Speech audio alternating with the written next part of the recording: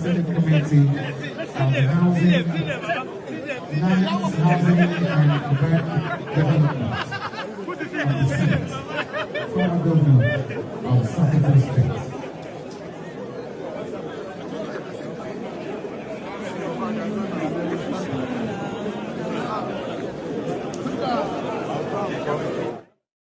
His Excellency Chief Olusegun Aremu Okikiola Matthew Obasanjo, GCFR, along with his vice,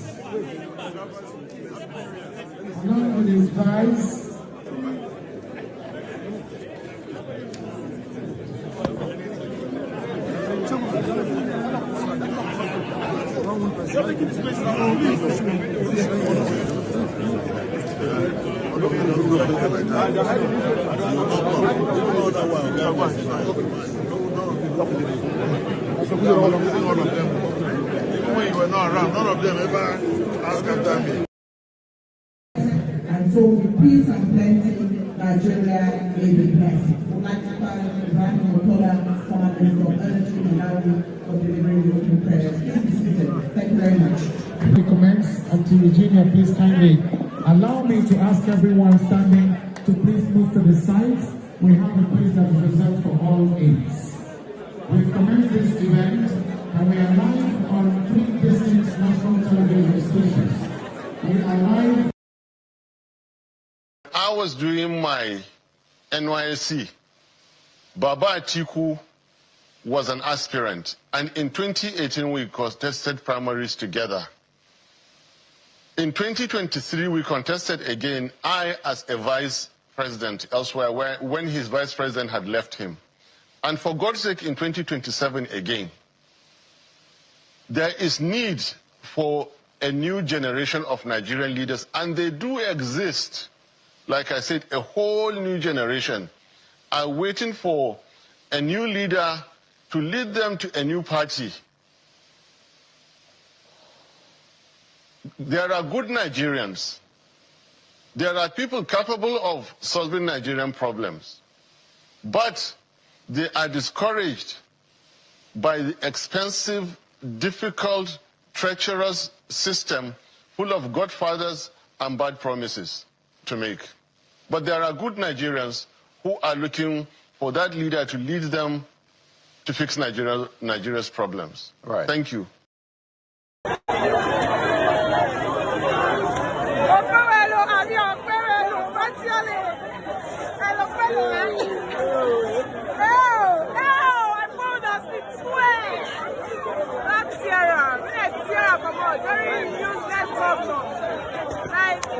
He promised us insecurity, and indeed, he brought insecurity.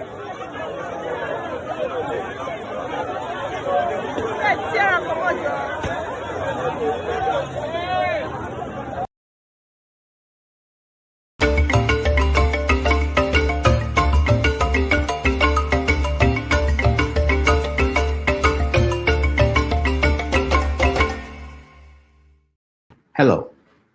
In an appearance on Channels TV on Friday, January the 9th, 2026, Datti Baba-Ahmed, the former vice presidential candidate of the Labour Party, dismissed reports suggesting that he recently declared his intention to contest the presidency.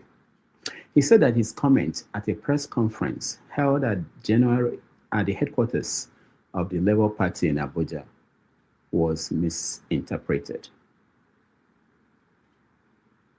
Now, Datti Ahmed did not close the door to running for president, but stated that it would depend on INEC, the political party, and other factors. Baba-Ahmed, who was Peter Obi's running mate in the 2023 election, at a press conference dismissed the rival African Democratic Congress, ADC, as a coalition of disgruntled politicians, saying he remains unconvinced by its political direction. That statement lands amid a rapidly shifting opposition landscape. On the final day of 2025, Peter Obi officially exited the Labour Party and joined the ADC, a party widely seen as being dominated by loyalists of former Vice President Atiku Abubakar. Last week, Atiku made his own intentions clear. He will run for president on the ADC platform. And in his words, no one will be stepping down for anyone. So where does this leave Peter Obi? And what does the ADC's internal power struggle mean for 2027? Today on 90 Minutes Africa, we open the new season with a real insider conversation. Joining us is Dr. Moses Paul, popularly known as Dr. Mo, a man who knows both camps intimately. Dr. Mo was a close aide to Peter Obi before and after the 2023 election. Shortly after the ADC was formed, he made the leap into the new political party himself. Now, he's no longer just a strategist. Now, on February 21st, 2026, Dr. Mo will be the ADC's candidate in the Abuja Municipal Area Council, AMAC. He'll be running for chairmanship. In this conversation, Dr. Mo speaks to us candidly about issues in the news, his transition from Peter Obi's inner circle to becoming a political candidate in his own right. He will also talk about the internal challenges facing the ADC ahead of crucial elections coming up next year, and the real chances of Peter Obi securing the ADC presidential ticket in an open primary that will include Atiku Abubakar, Rotimi Amaechi, and others. Please join us as we welcome to the show Dr. Mo. Dr. Mo, welcome. All right. This is another Sunday. Thank you so much for joining us. And we are waiting for Dr. Mo to join us. He's making his way to the studio. You know, politicians in Nigeria, they are in meetings, and he just left a meeting. He's going to where he will join us. So as soon as he gets in, we will bring him and have the conversation that we promised to have with him. So stay with us. In the meantime, we have some of our regular guys who are here. We're going to bring them in to begin the conversation, start talking until Dr. Mo joins us. Let me bring in Ovier, Project 2027-28. Welcome to the show. It's nice to have you, Mr. James. Welcome to the show. It's nice to have you. Thank you so much for being here. All right. Thank you for having me. Yeah. This is nice news. Ovier, at the beginning of the show, I played this video of something that happened to your candidates in your state. Let's see.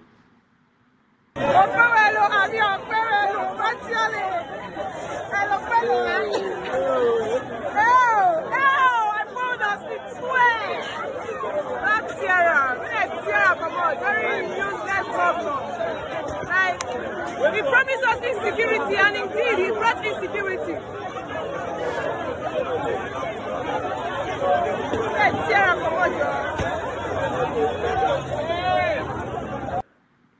All right, so Ovier, let's start from there.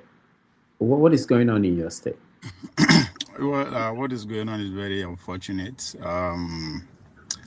I mean, the people at Ekpom are actually they are not having it easy in terms of insecurity. I mean, it's just unfortunate that the authorities are not being able to, meet the expectation of the citizen of Ekpom at this point with what they are going through. But I think they're on it. They can do better. I'm not going to, pat the governor on the back, knowing that it can do better. So much can be done, much is expected. So I understand the anger of the people is expected, and they should keep the momentum on. I think that's the only way. That's the only way the government can, go above and beyond, because that's what it's going to take. He has to go, rise above the occasion at this point. He has a direct access to the center. So this is his time for him to, show us that link that he has at the center of power. Because at this point, maybe that is going to be required on ground to actually keep peace in Ekpoma. All right, thank you. Mr. James, have you been following what's happening there? I know you're from that state too. I don't know, but you have history with Edo State. Yeah, you see, the issue is that the governor cannot do anything about it, and I will be surprised. It will be alarming if he's able to solve the problem of insecurity in the state, because it's a national problem. It's not like the Lawrence Anini case of those days, or the Ishola Oyenusi of Lagos of those days. This is cutting across the entire country. The Nigerian government is unwilling to solve the insecurity problem in the country because the sponsors of terrorism, the brains behind it, those who are financing it, and those who are collecting the ransom are the people the government should go after. They are not based in Edo State, to the best of my knowledge. So that is how to fight it. Because if you look at the Lawrence Anini case that happened in Benin City, Edo State, they went after their sponsor. And their linchpin was George Iyamu, DSP George Iyamu. When the man was executed along with them, that gang fizzled out completely. A situation whereby innocent terrorists, let me call them innocent terrorists in quotes, innocent terrorists are being bombarded all over the country, and their sponsors are living in absolute luxury. How do you expect the problem to be solved? The people terrorizing Edo State are not indigenes of Edo State. They are from other states. So this is a federal matter. If you were to be in the United States, to the best of my knowledge, it's a federal crime. Not, like New York State Police. The police in in Edo State need to collaborate with the federal government. As long as the police force is a federal force, not a state force, Okpebolo cannot do anything. Although he's not my man, I'm not defending him, but let's call a spade a spade. Let's give the devil his due. It's beyond what he can handle. When Anini, which was even a state problem, was terrorizing the state in those days, it was the federal government who stepped in. Well, I think the commissioner for federal, what's it called, the Inspector General of Police, there was Etim Iyan, Babangida and others. They work out the modalities at federal level and they brought it down to the state. So the kind of government we are running is a government that is controlled rigidly by the federal government. Should Okpebolo take it upon himself to address the problem of insecurity, you find him stepping on very, very sensitive toes at the federal level. And this will cost him a lot. So we should not blame him. Please take note, it's not my style, but I want to give the devil his due. All right, thank you, Mr. James. Ovie, there were videos out there of Ekpoma youths attacking Fulani settlements. And a lot of people are concerned about what that means, especially at this time in Nigeria, where there's been history of that. So remember when there were Fulani, I think, Northerners, I don't know if they were Fulanis, that were stopped in a car, and I think they happened in Ekpoma too. So now their settlements are being attacked by youths in Ekpoma. What do you make of that? Because this is a new level of. Yeah, I think that is where I will link it to the political side of it. There's a political connotation to that because it's a general at this point sentiment that for the fact that the headers are carrying guns and all that. Not just they are carrying guns, they are up against their survival. Speaking from their own perspective, while those who are the receiving end to also deceiving themselves. I think that rhetoric has gone national. So anything that has to do with insecurity, especially when the people who are carrying out the crime are coming out from the forest, automatically the people will not will link them that to the Fulani M-Swen. And again, just this story that because of the bombardment of the ice swap right? The terrorists that were attacked in Sokoto by Donald Trump, their migration. So that could also be responsible for what is also contribute to how people are actually responding to coming towards the Fulani, because that is the story that the Fulanis are migrating.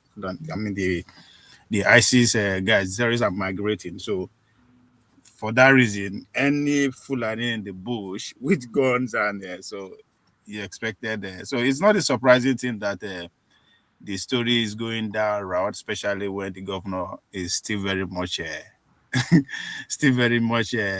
hated. When you look at it from that angle. So those who want him out, we actually use that. So we sponsor their own people to go after that. I'm not saying that's what's happening, but I'm not going to rule it out. Mr. James, are you worried that this might become a bigger issue if some people in Eboma are being targeted, like the Fulani are being targeted? Their settlement is being attacked as a result of insecurity in that region of Edo State? Yeah, it's as if you are reading my mind. You must be, should I say you're a native doctor, reading what is going on in my mind. You see, we are tired of saying we are tired of the Fulanis in Nigeria. Their population is nothing more than 8 million. For 8 million people to be terrorizing 250 million is an abnormality. The time has come for the other ethnic groups of the country to give the Fulanis a quick notice. Just like in the school, while I was in the body house, the students who were generating problems in the body house, if the principal is tired of them, they give them expulsion notice. If care is not taken, the other ethnic groups will give the Fulanis expulsion notice to leave the country.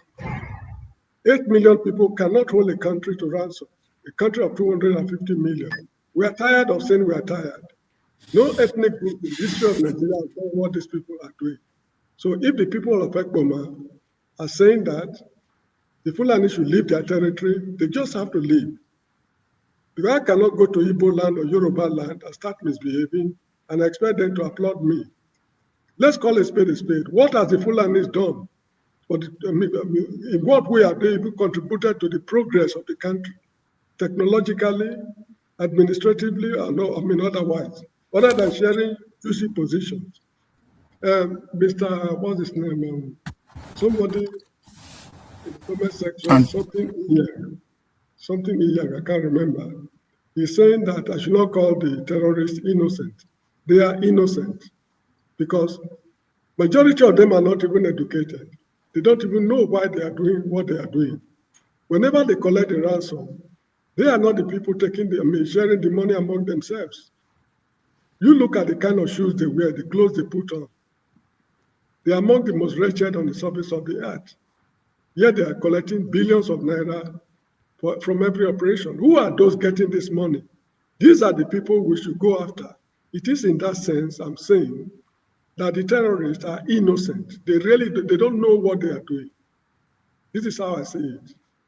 If you are able to get at them the way we got at George Yamu in Bender State, this problem will be over within a very short time. We have a list of terrorists supplied to us by a friendly foreign country. Up to this day, the government has not revealed the identity of those people. Yet you say you are fighting terrorism. In what way are you fighting it? So as far as I'm concerned, the so-called bandits or whatever you call them, they are innocent boys and girls. They don't know what they are doing. All right. Ovie, our guest is coming in. I just want to finally to tell me, what do you think the impact of this, if this should go out of control? Because the North are looking at this differently from how the people in Edo State may be looking at this. Let them look at it differently. That is a cup of tea. Mr. I mean, going out of control means splitting to other states, which means we should also speak to what you are saying. How are they going to react at the other end if they see the way it is being portrayed? If they care, so I think that's not something that would be good, especially at this the climate that we are in today. So because Trump promised that he's going to react again. I think that we don't. Have we outsourced our security to Trump? No, because I mean, listening to his interview with the New York Times, he said it that he wished that it's a one-time thing. That means we are not responding to the satisfaction. That is more are coming, and the president has not responded ever since then. So again, those who are looking at it from different angles to take advantage of it, to throw the government out of power, which is not something out of the ordinary. That's the reality of the game. All right. Not just at the state level, at the national level. So yes, it can go out of control. And, all right, we'll continue the conversation. Our guest is here. Let's welcome him to the show and have a conversation with him. I will talk to him for a few minutes. After that, I will bring you guys in to have a conversation with him too. Again, thank you so much for joining us and for waiting. Finally, he's here, and we are going.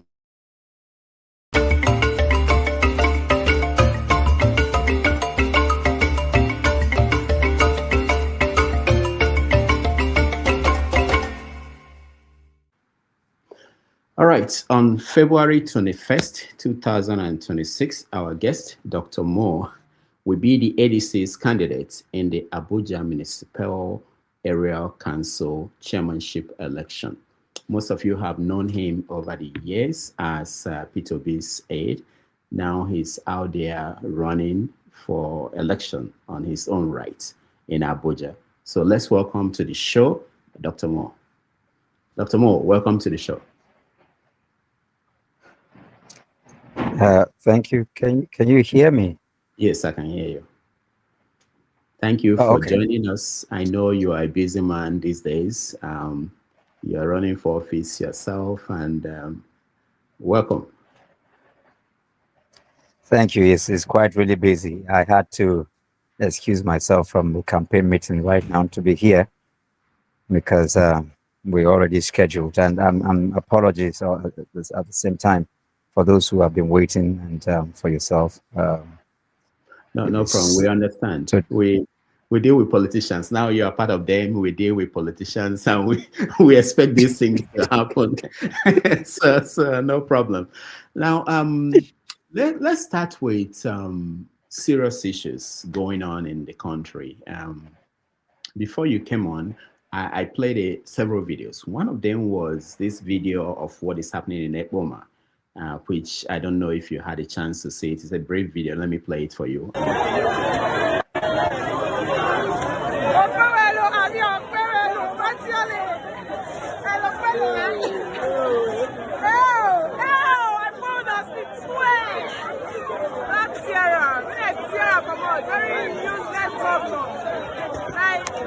He promised us insecurity, and indeed he brought insecurity.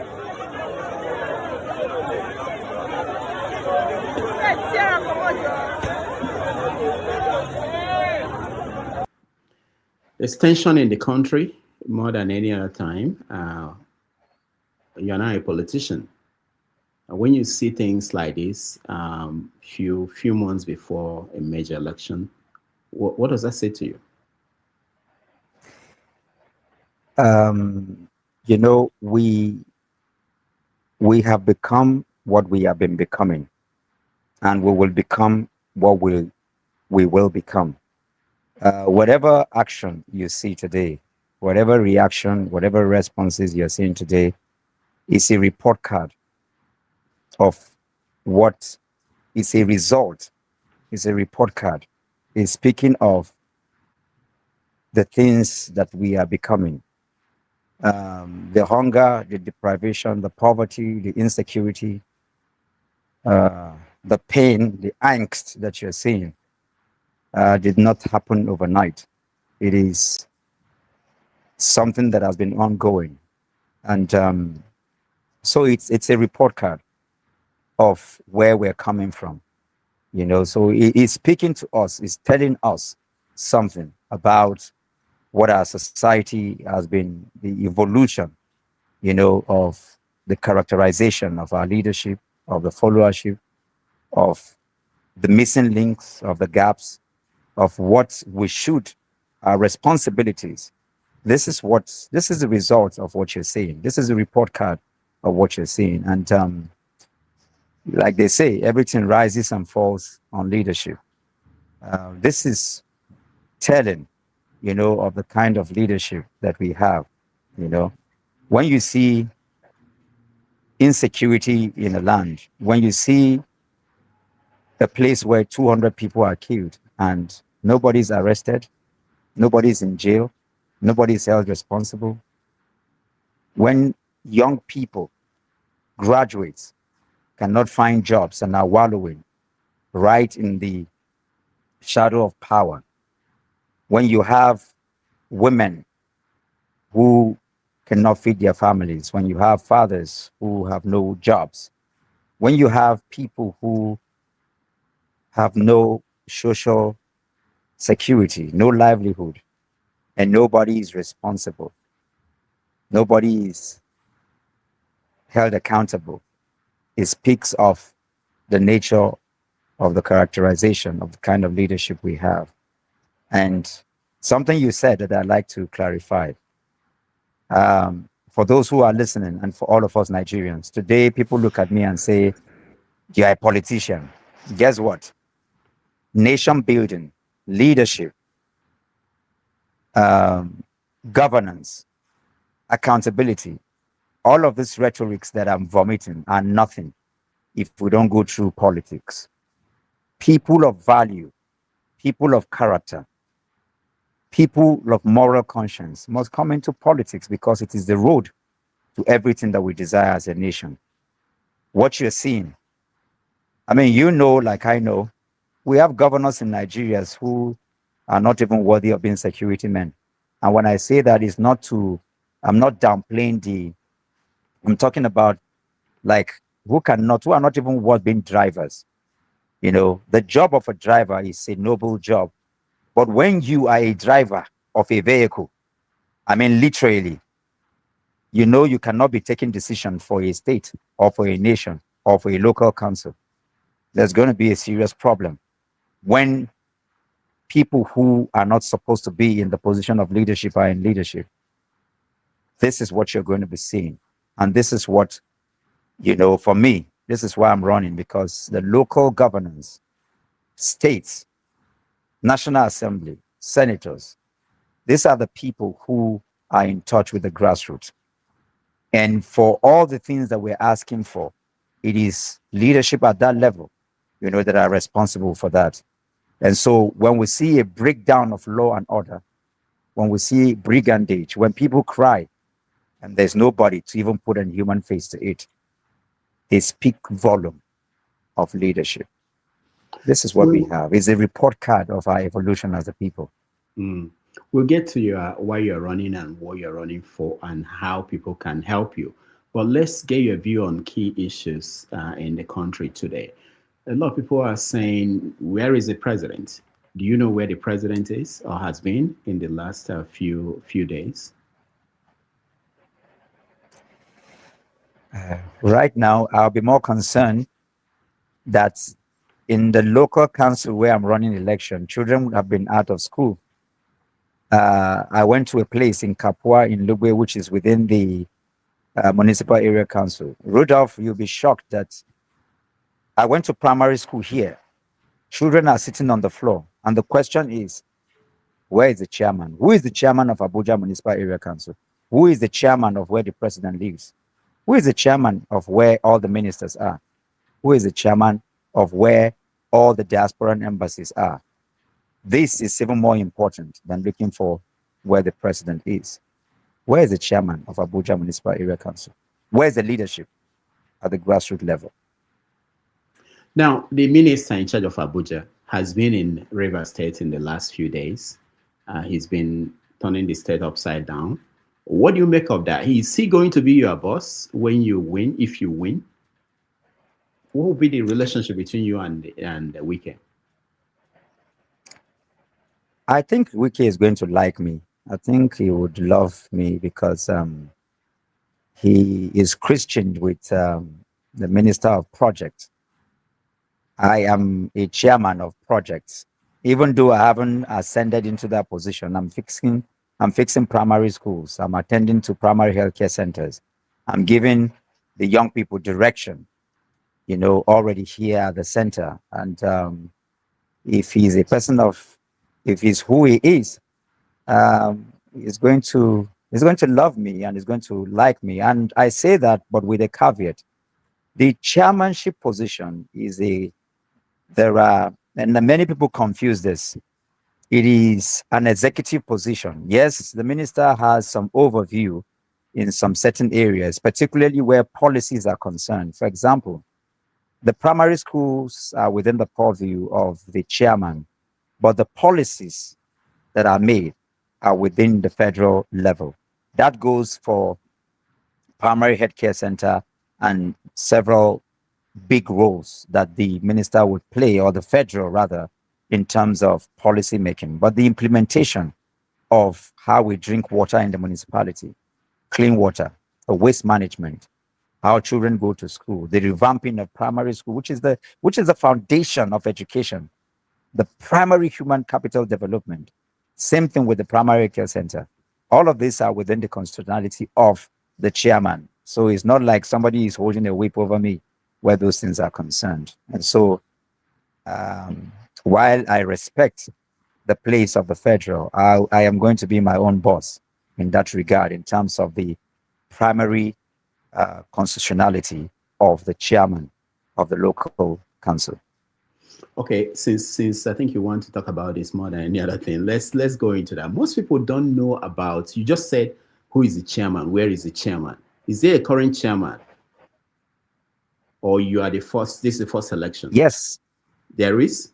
Oh no, there has been election in the, no, the Abuja Municipal Council has been existing. There has been 6 or 7 chairmen. I mean, right from a lot of people. Why is it Esther that we Audu don't, and co and the why is it that we don't know about them? Very important question. Very important question. And this is because you see, people concentrate on general elections where the presidency, the governorship, the House of Reps members and senators are concerned. They don't know about these because it's often left for the locals. It's often left for people who are not educated. It's often left for people who do not matter much in the society. All the big guys, the politicians, the big business people, you know, the people that really own. But because I'll tell you, the president lives in Amak, the ministers live in Amak, all the diasporan embassies and the ambassadors, Amak has over close to 100 embassies. You know, the big business people, if they don't come out to vote and participate in local elections, this is why today there is you can't do business in Amak. There are multiple taxations. The business people are crying. Amak is very dirty. The #1 local council in the country. The waste management, institution is completely broken down. All the markets in Amak are entrapped, with litigations. Amak is not safe. If your car should break down in city center, you're going to be in trouble. City center, exactly where the president lives. This is the danger of not attending to local council elections. And because people focus more on the presidential election, forgetting and leaving out the most important, the local council elections are more important than the presidential election, because education is local, health is local, security is local, the livelihood and empowerment and clean water, and all of these are within the local constitutionality of the local government chairman. But guess what? People focus on the presidency, leaving what affects them the most. This is why we do not know. And because we do not know, billions disappear without anybody accounting for it, because we are focusing on the federal, leaving the most important that affects our livelihood directly.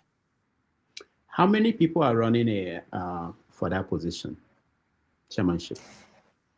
I know that the ruling party is running, the ADC is running. There are about 6 different parties that are running for this election as we speak. Has there been any debate? There was a You and link that I candidates? saw. I saw a debate link for the 15th of February by Nigerian Youth Decides, and I was quite happy about it. But apart from that, for me, I would encourage us to have a lot of debates, even though I know that the ruling party will not participate in debates. So, which is the reason why you can see that there hasn't been a call for debate. But this is where the civil society and other people, the media, should impress and call for a debate, because this is the most important. As long as I'm concerned, there should be a debate. Okay, so obviously, Wike has a candidate. Are you the candidate of Wike or no? I should be the candidate of Wike. If he's Mr. Project, I'm Mr. Project.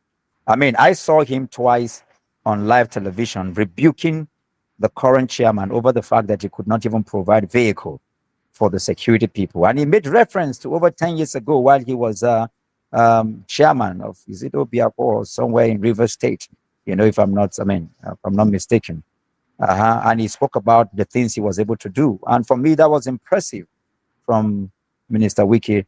And at another point, he was very angry that the chairman is just following him everywhere and renaming roads that he built, that the chairman should go and build it. And this is not from me. This is on, you can Google this and find it. So for me, who is not in the seat, and I'm fixing primary schools and primary healthcare centers and giving children livelihood, I think naturally I should be Mr. Wike's candidate. Or do you think any other person should be? Have you met him before, Wike? I haven't met him physically. I've come close to him in River State one time while he was going around and supervising road construction. And yeah, that's the closest I've gotten to him.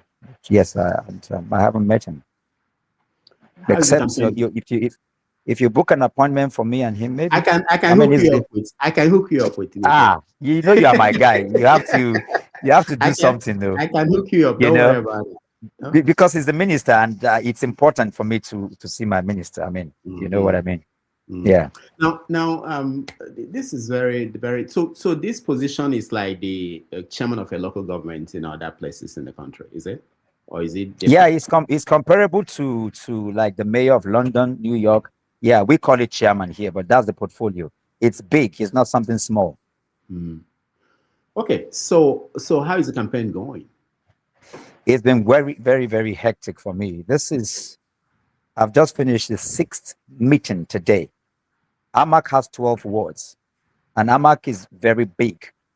From the airport where it's called the Gui ward to Kabusa, to if you know Nigeria, the entire Gwarimpa, the entire Wuse, the entire city center, the entire Nyanya, which has a volume of, the highest concentration of young people I heard in the country. You have Karo, you have Orozo, you have Karshi, and all of these places I'm naming, I've been through them. I go through them almost every day. So it's a very hectic, because you have to meet with the women group, you have to meet with the youth groups, you have to meet with, interface with different stakeholders, and you keep going round and round and talking to them, because again, many do not understand that what they're crying, that the pain and the hunger, it is because they do not have the leadership that has a vision to be able to include them in the policies and programs that will allow them to be elevated out of the doldrum and the poverty and the lack of security and the jobs and the lack of education and healthcare that they're going through. So it's a very serious one, because it's at the grassroots level. Even though from time to time I get on national TV, because again, Amak is not just village. Actually, Amak, 60% of Amak is urban area and wealth-built area, with all kinds of people, the diaspora and wealthy people. So I won't even classify in that context. I won't say Amak is not a local council in the context of locality, if you get what I mean. So it's vast. I give you a simple calculation. Amak is about half of the entire FCT in terms of political strength, because Gwarimpa alone has about 200 polling units, 199, which is equivalent to one of the other 5 local councils. You know, there are 6 local councils in the FCT. AMAC has 1,000 out of the 2,850 plus polling units. AMAC alone has 1,401. That's more than half of the other 5 put together. So that's how big AMAC is. There are at least about 1.7 plus million people living in AMAC. You know, so AMAC is quite big, you know, as a council. The president and every other important person in the country. It is a symbol of Nigeria, actually. It is the most important geographical space, like I say, in Africa, because this is where all the decisions are made. So AMAC is big. Well, what is your message to voters when you go out there to talk to them? How do you differentiate yourself from other candidates? I tell them about primary schools that I'm fixing right here in AMAC. I tell them about primary healthcare centers, how I put, you know, and for me, I communicate to them. I let them know. I tell them to check my track record in the last 20 years. I talk to them about the children I have in school and people I'm helping. I show them about how I've always been fighting in the civil society space, you know, for children being out of school, how I'm fighting for salaries not being paid. I tell them that I have a PhD, you know, in environmental resource planning. I tell them that I understand waste management. I show them that I can help them get clean water to drink. I tell them how their children will go to school, regardless of class, whether you're poor, whether you're rich, regardless of where you come from. I tell them that your children will have livelihood. I show them that we can security. I show them my program. I tell them how I'm going to remove all these energies, because energy can neither be created nor destroyed. It can only be converted from one form to another. All these young people wallowing without vision, without jobs, without, you know, livelihood. I tell them and I show them how I'm going to remove these energies and put them, you know, into agriculture, into tourism, into ICT, how I can show them what and where and what they will be doing. I tell them how I can empower, you know, their women, the mothers that are here with different initiatives that I'm going to create. I tell them what I'll do. I'm going to revamp the primary healthcare centers, of how I'm already bringing in equipment of health. I tell them, I don't give them promissory note. I show them what I'm already doing and how I'm the best man for the job, you know, and how I'm interfacing with the EU, with the British, you know, with the international community, and how I'm getting grants and helping their people, and what I can do as chairman of AMAC if I'm given the opportunity. This is how I connect with them. So you find people crying. You find people, I raise the consciousness of the people at the grassroots level, and I challenge the elites. I tell them that if you don't come out and participate, you won't have security. If you don't participate and help to have a vision for AMAC, to position AMAC as the most important frontier, a modern city, you know, an African modern city, you know, where we can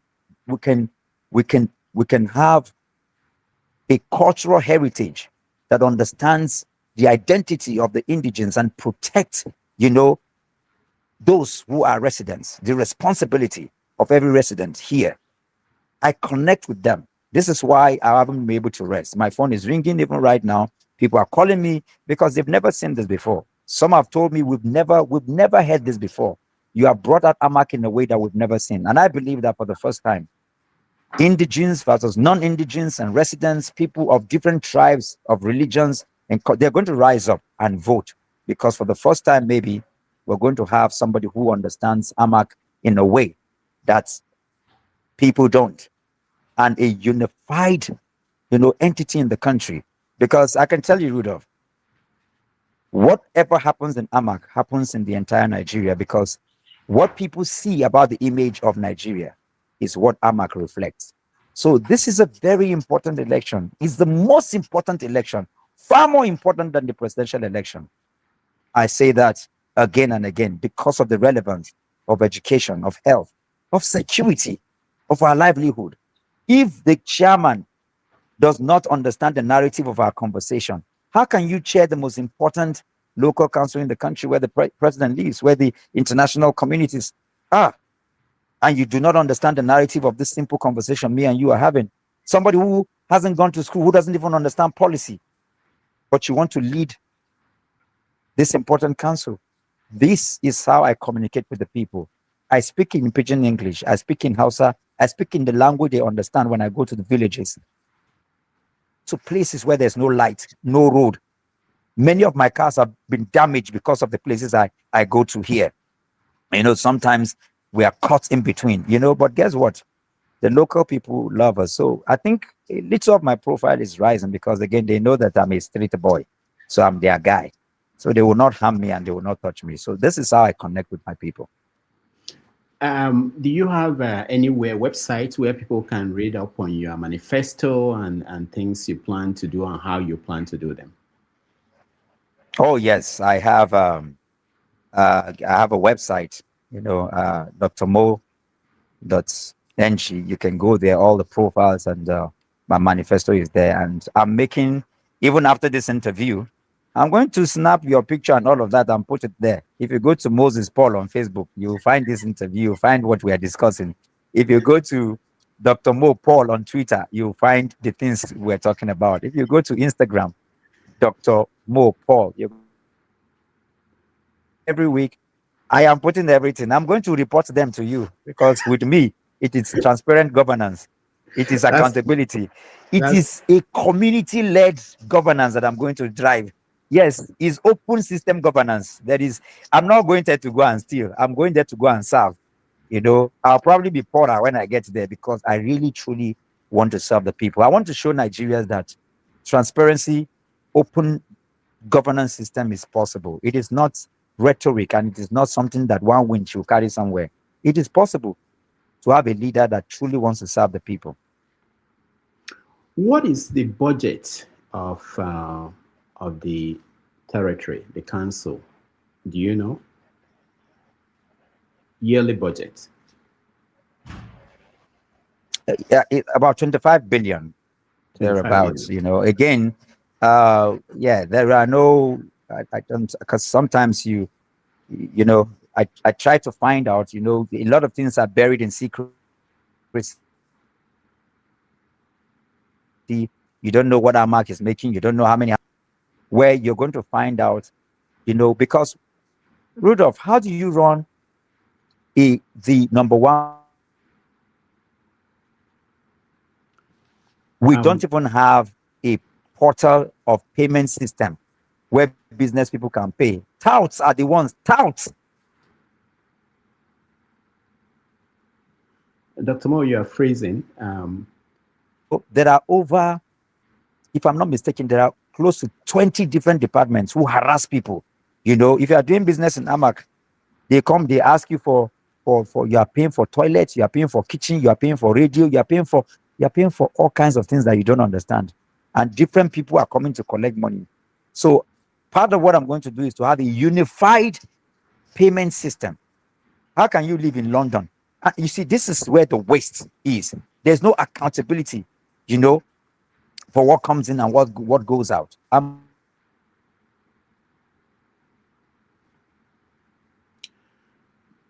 right. We're having a little bit of technical problems with our guest, Dr. Mo. My government is going to be like glass. You are going to be able to see through it. All right, Dr. Mo, thank you so much.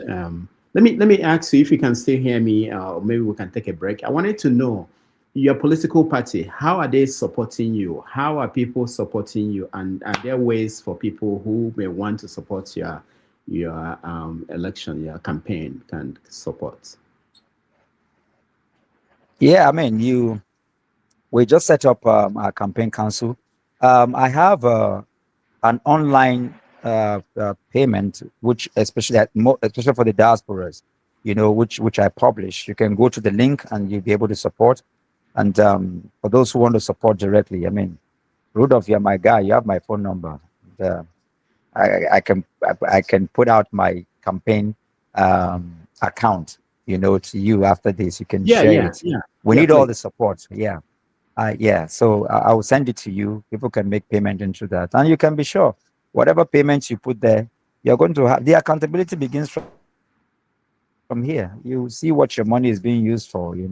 All the things that we're going to do, and we're very where that is concerned, because I want people to support me so that people can hold me accountable. I'm not looking for one godfather who will pay off. I want to be a people's person. So yes, I'm begging people, I'm begging you to send me your kobo, and I will account for it so that when I get there, I will not say it is one millionaire here or one godfather there, and this is the advantage of the ADC and my candidature. I am responsible to the people. I'm not responsible to any godfather. I know that even this one that I'm saying can put me in trouble now, because the godfathers that want to support me, because just support me. I just want to serve the people. Because you people don't be angry with me. Because that's a good one. All right, so let's take a quick break. When we come back, we will talk more on the campaign and what's going on and how people can help you. Again, thank you so much for joining us. We are talking to Dr. Moore, who is our guest today. Thank you.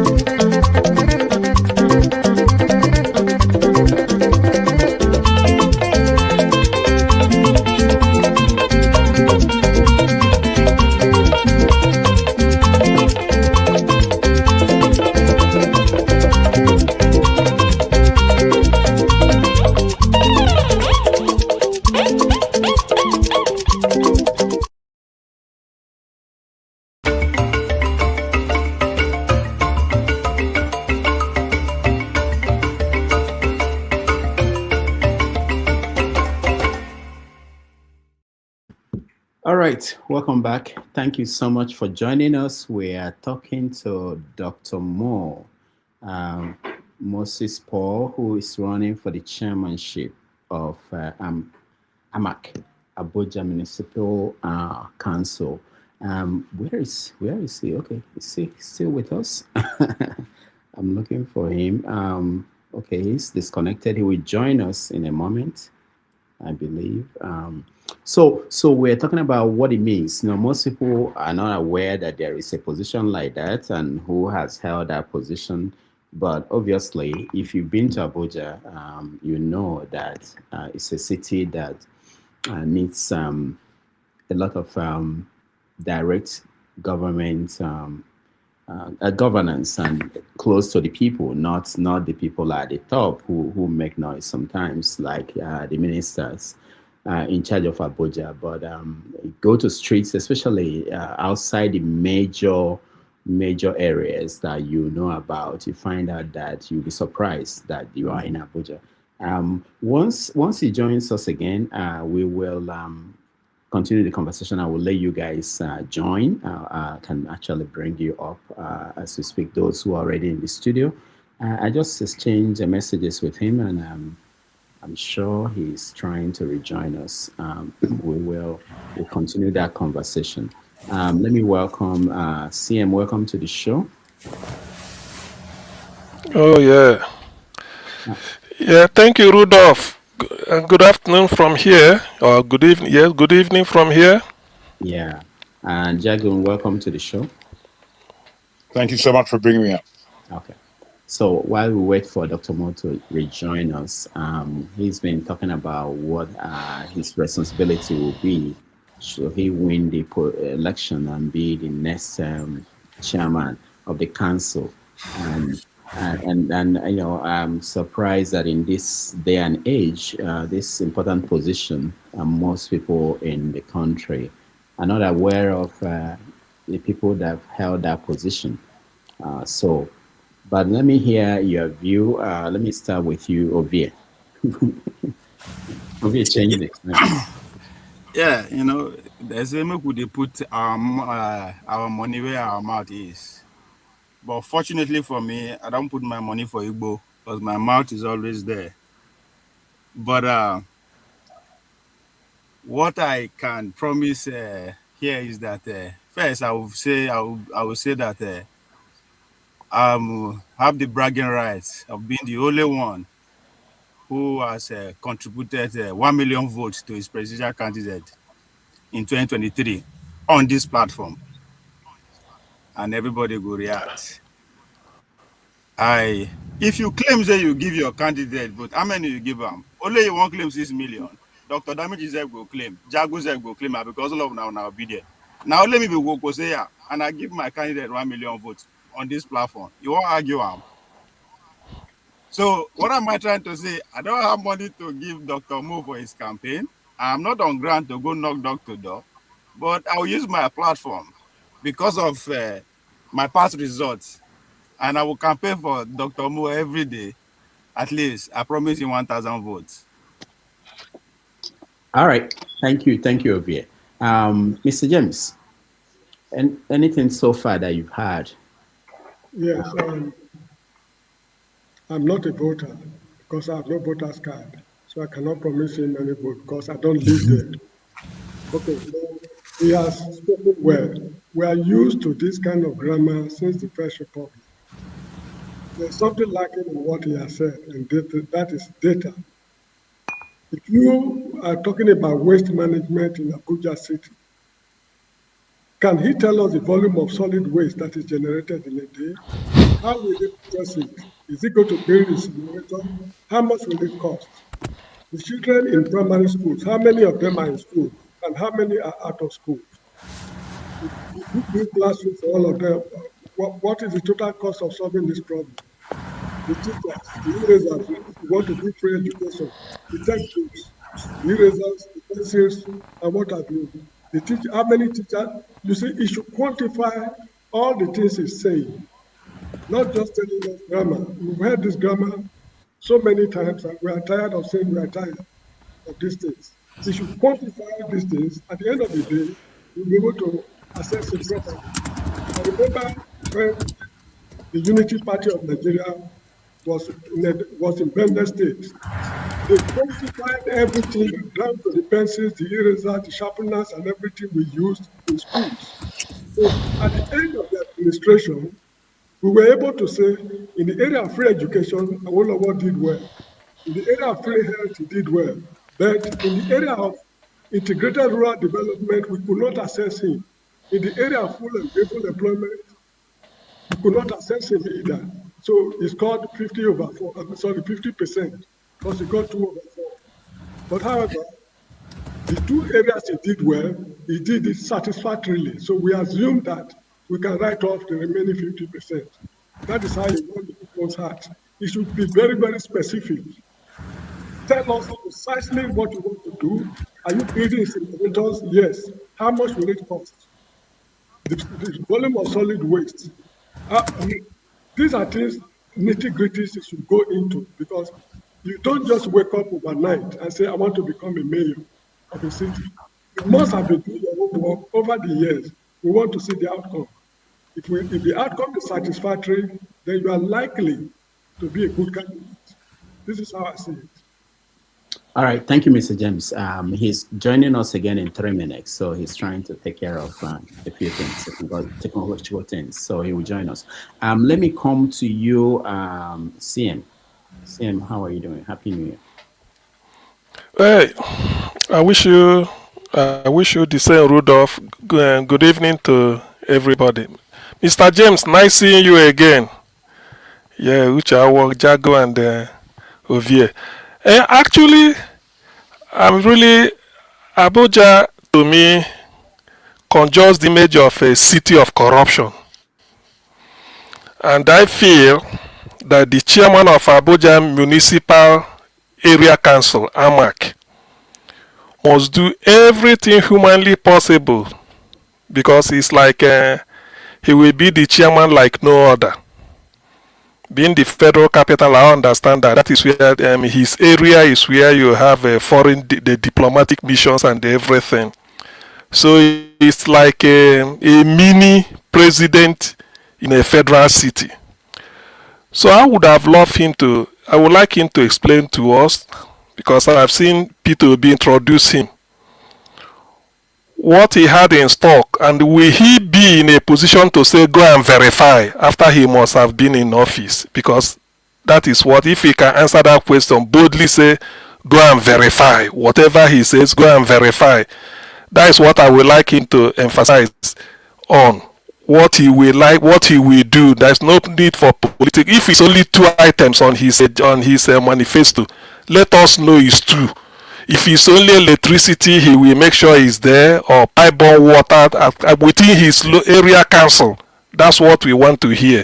We don't. Then schools, if the one he could do, this is no longer the era of you have so many things in your shopping bag just for the sake, so that when your opponent are really not 17, you are really not 38. It's no longer there.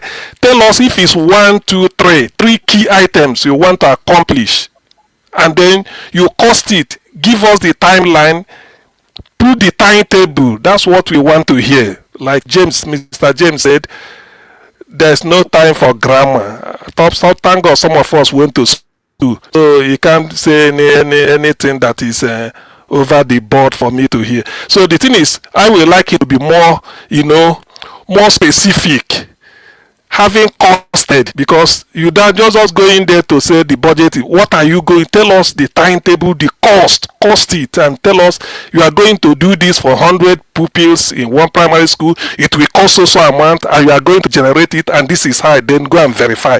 That's what we want, a result-oriented leadership, and not a typical run-in-the-mill everyday affair of Nigeria. We are used to having a local government chairman. When you go there, you get swallowed into party politics. I one office or the other. What we want is, tell us what you want to do. I don't care whether it's only 2 items on your manifesto, and then accomplish it. That is what I want. Thank you. All right. I see that he's joining us again. I wanted to tell you, don't leak all the questions you want to ask him so that you don't give him expo. No. He's joining us. I hope I have a second just to join. Go ahead, Jagan. Go ahead. Thank you very much. Again, my greetings to all the panelists. Rudolph, this is 2026.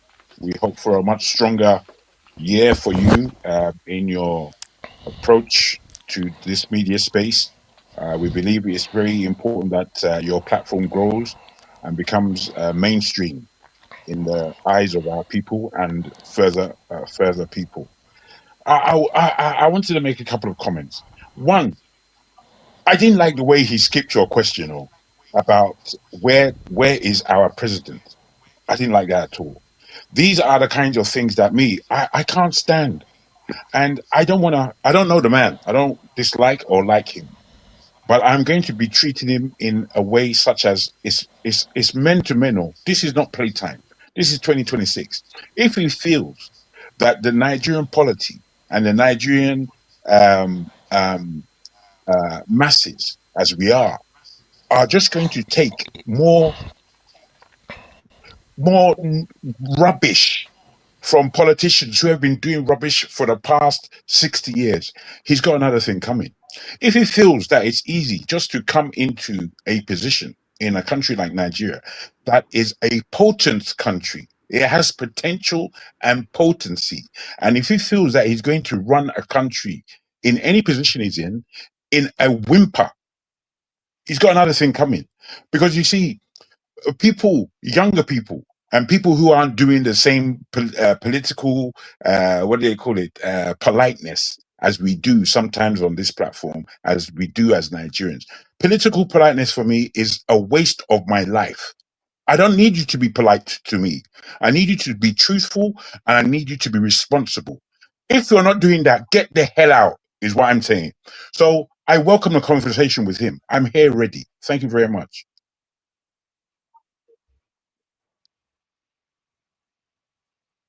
We can't hear you. You're muted. Oh, Uche, welcome. Thank you so much, Jagan. Uche, welcome. Any comment while we wait for Dr. Mo to rejoin us? Okay, Mr. Rudolph Mbedoma, I greet everyone in this panel this evening. Mr. Jegu, I really appreciate your point. This is where I want to make this point very strongly.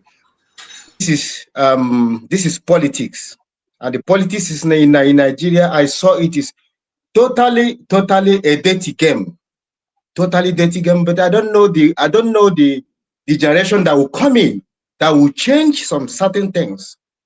No, totally, because when I say this, and the Abuja, you want to contest as a president, as a local government, as a chairman, or so, whatever I call it. Where is your president? He skipped the question. You can't answer the question. What is the meaning? You are telling the coordinator that he should ask you where is the chairman. He's not asking you the chairman. He knows about the chairman. He knows. He threw this question directly to you. Where is your president? You can't answer it. And this grammar, this big English, really directed me to the best English speaker. Call it Soludo. When he tell you, he's going to give you Taiwan, Abuja, what is called it, Dubai, Taiwan, and the way listening to the grammars from Mr. Soludo, the governor of professor, so-called. And what happened when the question come to him, Mr. Governor, where is the good Dubai, Taiwan? He's not referring you like the people you want to give the Dubai, Taiwan. Their mentality is not up to giving them that Dubai. What do you mean? What do you mean? What do you mean? Unless Yoti is there giving them more than Dubai, Taiwan now. He didn't promise it, but he's giving more than Dubai, Taiwan. He's giving more than Dubai, Taiwan. And now you see sanitizing people, their brain to know how to work with that Dubai, Taiwan is giving them. People are there pursuing the beggars in the street. So this is systemizing the plagues. You don't, first of all, I don't want to go far. I'm waiting for him because Because when I look at the young, they are saying that the young people are not joining the politics in Nigeria. This is the young man. So I wanna get some certain things for him. Thank you so much. Let me not go far. Let me just hold my peace here. Thank you so much. Tim, go ahead. Tim, welcome to the show. Can you hear me? All right. So do you have anything to say? I wasn't here when he started, so I'm not even sure what has been discussed. No. I just had a few minutes of conversation with him, not a lot. But he's coming back, and we will throw it open. Okay. All right. So the question I actually have for him is not something, I don't know if he's able to answer it, but good day to everybody first and foremost. My question about it is, so I see political parties as vehicles to accomplish means. In other words, just like we literally use our cars to get from point A to point B, a political party is that kind of vehicle that takes you somewhere. So you need to, when you're buying a car, you define what kind of vehicle you want to buy and what the vehicle is going to do for you and how to maintain it. So he has, all of them are all bandwagoning Peter Obi to join ADC. I don't know to what extent Peter Obi has a strong stake in this ADC. Because if you ask me, he's boarding a vehicle that, yes, I know he was part and parcel of the conversations at the beginning. But if anybody understands politics, and not only Nigeria, because sometimes we tend to think it's only Nigeria, the difference is that the Nigerian one is a bit raw and uncivilized. But when you join a political party, you make stakes. You either angling to make sure the secretary of that party is somebody aligned to you or something. To what extent do they have a stake in this ADC? In the negotiations, how firm do they? Because tomorrow we'll start hearing, oh, Atiku won it because Atiku threw money. Or, oh, so-and-so person won this because if the person has sown a seed somewhere, he's entitled to receiving the dividends of his seeds. For instance, when they formed APC, those who formed APC had their stakes. Today, one of them is the president. The previous one who left was the president. I'm not saying we should go there and go and do horrible things, but there are people who have stakes in a political party. When they get in, they now use it for the purpose of the good end they want to use it for. But when you do not have a stake somewhere, like they didn't have a stake in Labour, that was why people like Arabambi and Apapa can show up and mesmerize them. So now, is this going to be the same thing? You're just hopping like a grasshopper from one place to the other? What stake do you exactly have in this ADC? That's the question I have for him for now. All right, thank you, Chim. Welcome back, Dr. Moore. I hope we didn't give you expo or some of the questions our people have, and there are more that are coming from different. I will suspend my own conversation with you. Let's go straight into that. I don't know if you had what Chim was the question that Chim posed. If you had that, you can start with that, or Chim, you can phrase it, put it into one sentence or two, so that he will start with you. Chim, go ahead. Dr. Mo, did you understand me? If you did, there's no point repeating myself. But if you didn't, then I can go ahead and ask. Dr. Mo, can you hear us? Okay, so we have a communication gap. Dr. Mo, can you hear? Dr. Mo? He lives in Abuja. That means he's still 1 year behind. They are still in 2020. Dr. Moore, you can't hear us. Okay, so Dr. Moore, we can't hear you. Just in case you are wave him. We can see you, but we can't hear you. I can hear now. I couldn't hear. I get blanked out. Good. All right. Thank you so much. Thank you so much for coming back. I said that I will suspend my own questioning. I will go straight to the people who are already in the panel here to ask questions, and let's start with Chim. Chim, go ahead. You can summarize your question, Chim. All right. So, Dr. Mo, good to meet you. I hope you can hear me very well. So my question, I can hear you now. Yes. Okay. So my question is this: you were part and parcel of the Obi Datti group in Labour Party. Now we see how that panned out. It didn't necessarily pan out well. Let's forget the number of votes you got with your principal during the election, but you didn't own any structure. You didn't control any lever of that political party, which is why we know what has gone on. Now you people have moved to ADC. to what extent do you people have a serious stake in that ADC? Because let's be honest with ourselves, this is politics. Nobody's going to give you a platform that you have not necessarily worked for, or you have no control of certain levels of that platform. So we don't want to hear tomorrow that, oh, we lost because some people hijacked it, or what's his name? Atiku is controlling the party because he's throwing money.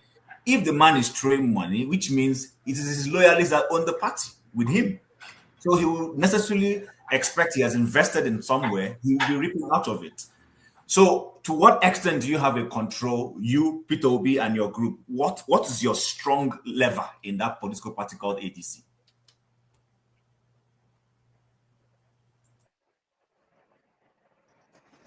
Very good question, and what you said is absolutely right about the Labour Party. I don't know if I can be heard. Am I clear enough? We can hear you. Yeah, go ahead. Okay. If you remember on X, when Mr. Peter Obi was asked about, I mean, it was paraphrased in a different way, but not any different from what you asked. I am not joining the Labour, I'm not joining the ADC. I've always been a part of the ADC. Peter Obi, when I'm in the ADC, this new ADC, this coalition ADC, Peter Obi has been a founding member of the ADC. He was there from the one of the coalition. So he has a stake in it, you know. That's how far I can tell you. And I can tell you it's not business as usual. It's not what you had in the Labour Party. He has serious stake, you know, in the ADC. And for even the obedient group is moving into the ADC as a group, you know, to hold their grounds, you know. So, I mean, don't forget that I'm the candidate, and I like the way Rudolph put it, from Peter Obi's aide to candidate of the ADC. So watch more. I don't know how.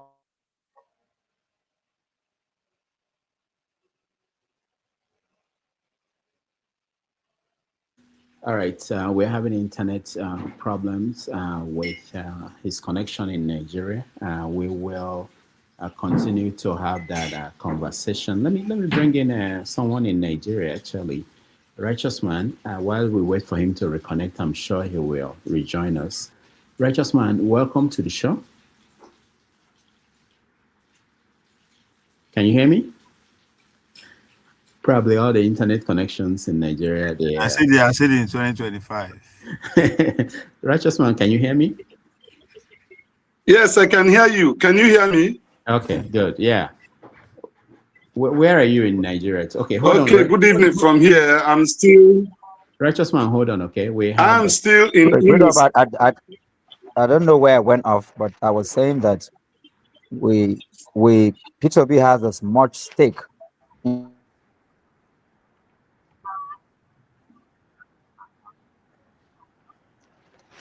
Dr. Mo, maybe you can turn off your camera. We know it's you. Maybe that will help so that we can hear you. It's more important that we hear you than not being able to hear you. Can you turn off your camera so that you see that will help your internet? You're talking about me? Yeah. If that is the problem, we just want to You're talking about me? Yeah, if that is why you are having this internet difficulty. Doctor, the visual is important. I don't think so. Okay, go ahead. Let's see how far we go. Go ahead. Okay. Peter Obi has as much stake as the core founders, as Alhaji Atiku Abubakar or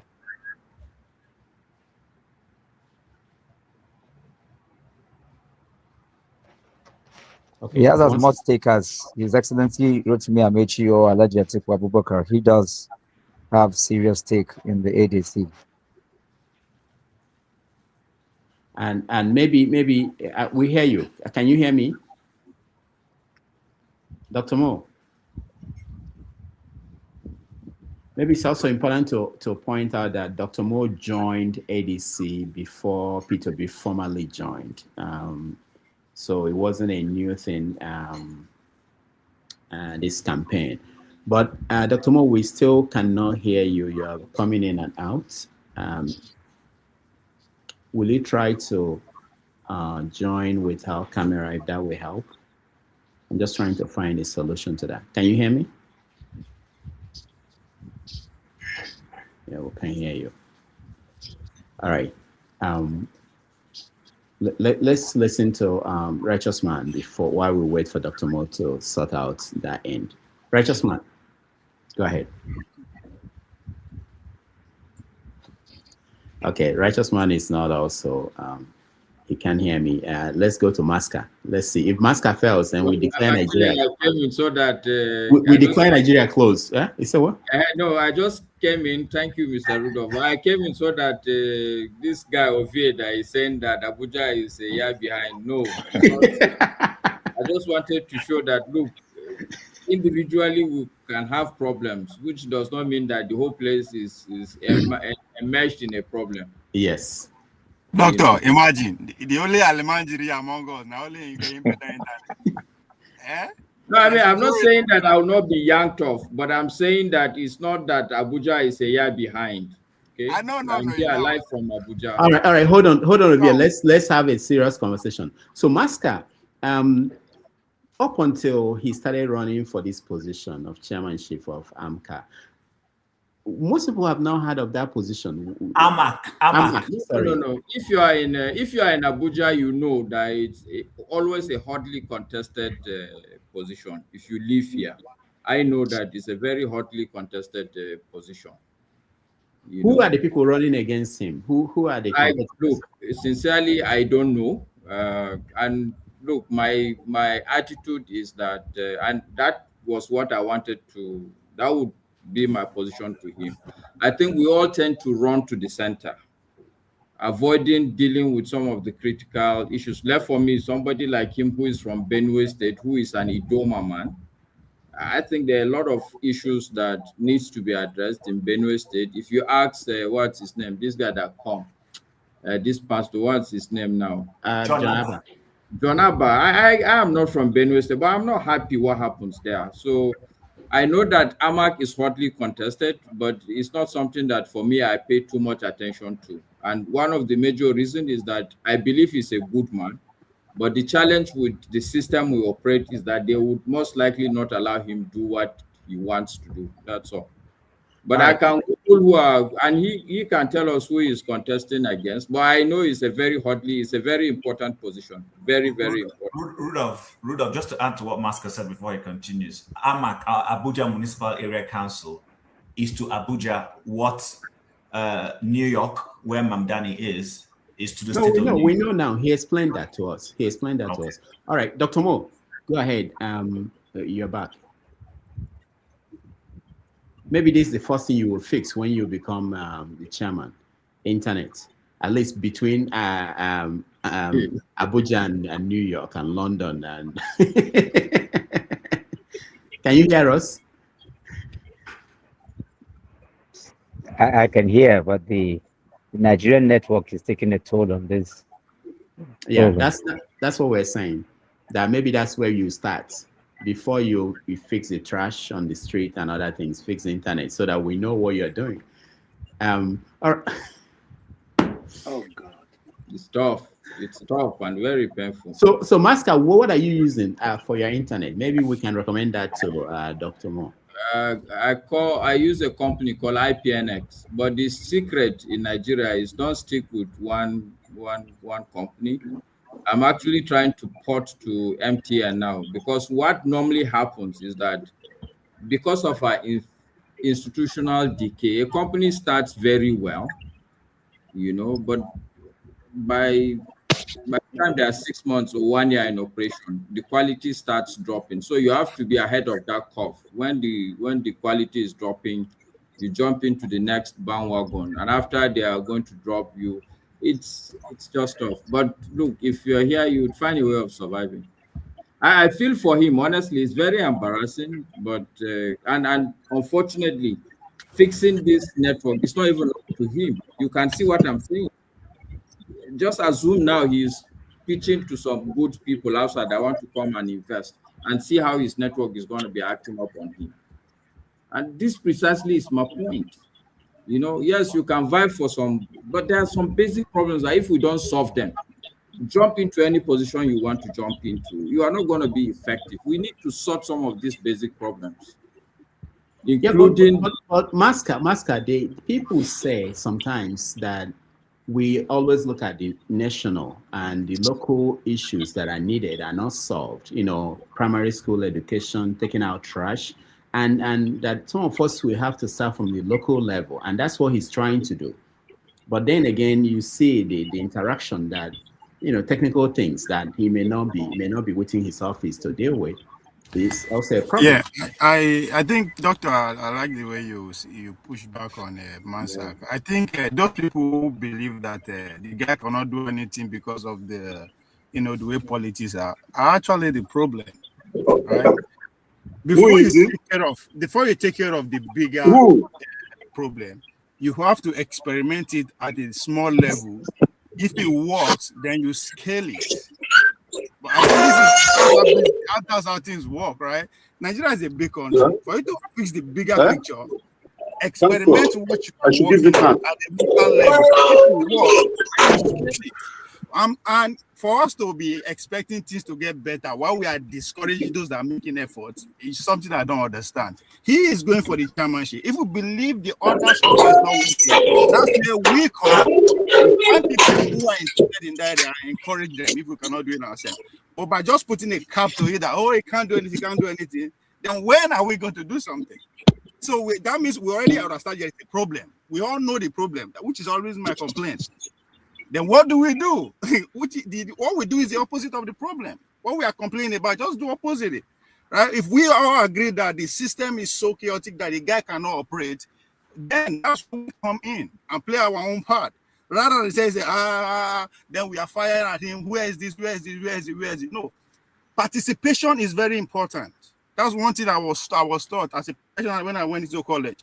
Go and participate. Go and compete. You will never remain the same again. So instead of discouraging him, telling him that he cannot do anything, that means we already established that part. So are we ever going to, is there any plan for us to go beyond that? And that's yes. The first step is being involved, participation. So the idea that he cannot do anything, even before we get there, is very discouraging. And that's why these old men keep taking advantage of us. So first of all, whatever idea that you have, if you cannot make it work at a little level, there's no way you can scale it. My Coach Lati, taught me once when I first started running. He asked me to take off my shoe and teach me how to run. It doesn't make sense to me. Because and they later explained to me that before you can do anything fast or big, you have to master it first. So if you want to take care of national problem, but you are finding it difficult to navigate your way at the local level, I don't know how it's going to work. And I keep saying it, unless you are a billionaire or you have national president, you have no business in national politics. You're just not going to have any effect. All right. Thank you, Ovie. Let's continue the conversation while we wait for him. I just got a message from him that the network is crazy here today. He's trying to reconnect to join us. Masca, do you have anything to say before I go to other people to weigh in? Well, I really wish him good luck. He said something that I like. I would advise people to join. My thinking is that we Nigerians should join ADC. I'm actually thinking at some point myself, I'll go and register for that party. You know, why ADC? Because for me, it's simple. There has to be some veritable opposition. PDP will not do that opposition today. So it's up to the Nigerian people to build the opposition party. And actually, I think it's a good opportunity for the country. It's a nascent party. There will be a lot of infight. So people, a lot of us Nigerians join the party, then we probably would have a say in who is going to be the candidate, who are in terms of determining the candidates in the party, which is also my basic position that the problem with even Nigeria for me, not even about the election. Half of the time they present you with candidates that they probably are not very good candidates. We lose leadership even at the primary levels most of the time. So most of the credible people, they tend to go to smaller parties. The bigger parties would float candidates that you yourself, you know that, look, these are not options. That's why I think we should build the opposition party. I've not joined, I've not truly taken the decision, but it's clear mathematics in my head. We need a solid opposition party, and PDP today is not going to cut it. All right, thank you, Masker. Let me go back down. So I'll come to you, Chim. Let's hear from other people we're here to hear from. Righteous Man, go ahead. Yeah, Dr. Rudolph, good evening. Masker, Happy New Year and good evening. How are you, man? And also, Inshallah, this time around we should. Amen. Amen. So, back home here, I'm in Owerri, the Imo State capital. I've been spending almost a month plus now in the southeast. It's been a very good time in the east. The celebration is still ongoing. We don't have any security breaches. Things are moving on fine. The only thing is that those who are returning back to Lagos are paying from their nose.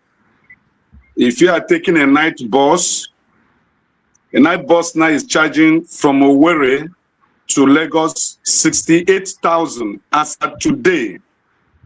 Then the money bus is taking between 75 and 80,000 naira to Lagos.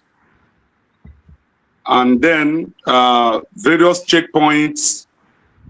The only thing you will see is the uniformed men collecting money from the motorists, and then VIPs moving with police escort against what the order of the federal government. So life in the East here has been very peaceful, very good, you know.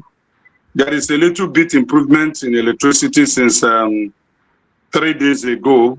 We've been sleeping with light and waking up and also be having light. If they cease light, maybe within 1 hour, they restore the light back. So it's been a bit better than what it was before the New Year and early the New Year time. So I had a journey to some areas in Imo State where I went to see natural wonders where from, will I say, a hill or a mountain, or if you like, you can call it an age-long stone, supplies water, drinking water to about 4 combined villages. I took a stroll there. I chartered a bike that took me there, and I made a video coverage, and they said it has lasted for thousands of years. They took me to 2 sides of this natural wonder. The water is very pure, at least to what the eyes can see.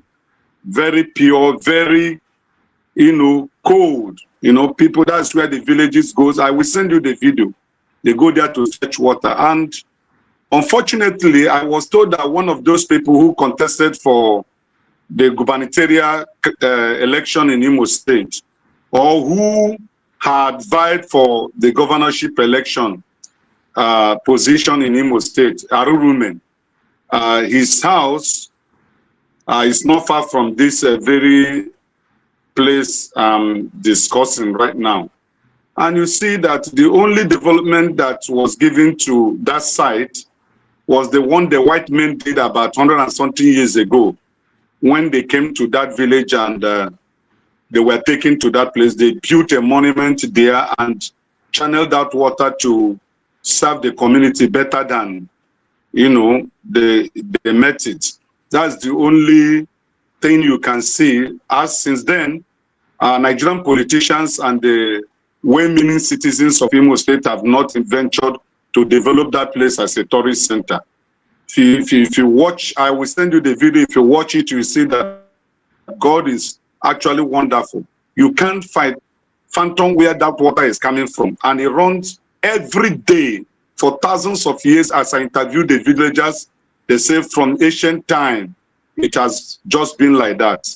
So that's the adventure I had. And then I went to where the the life wire of the communities, the drainage where they normally get the building sand, like plastering sand, sharp sand, and other type of soils we use in building construction. So I went to the site. At a go, you will have about 30 to 50 trucks, waiting to be loaded. It's a very wonderful place to see. So I will send you the video. It has been a very wonderful time being in Imo State. I've never been this long in Imo State, venturing from one community to the other.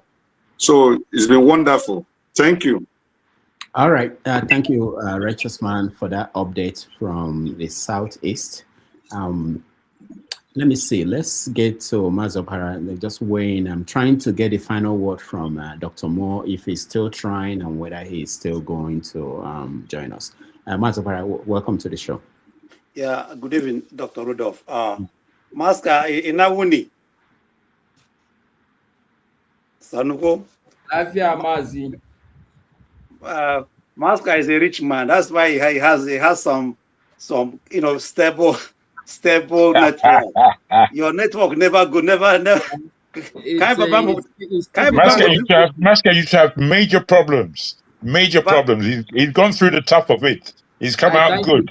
God will bless you. You see, you are a good man. Thank you. So, Righteous Man, you are our eyewitness reporter. Thank you for reporting, bringing that message from home. It's good to hear good news from home. The place you are mentioning is called Umoduru, in Mbano. So even as we speak, I don't want to mention his name, but one of the commissioners in this government is from that village you are mentioning, but I don't want to mention his name and I don't want to mention his position.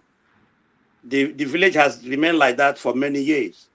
Even very close, the former governor of Imo State, or what they call him, another Hakim, very close to that place too. It's just about maybe 10 minutes drive from his house to where this fountain is coming from.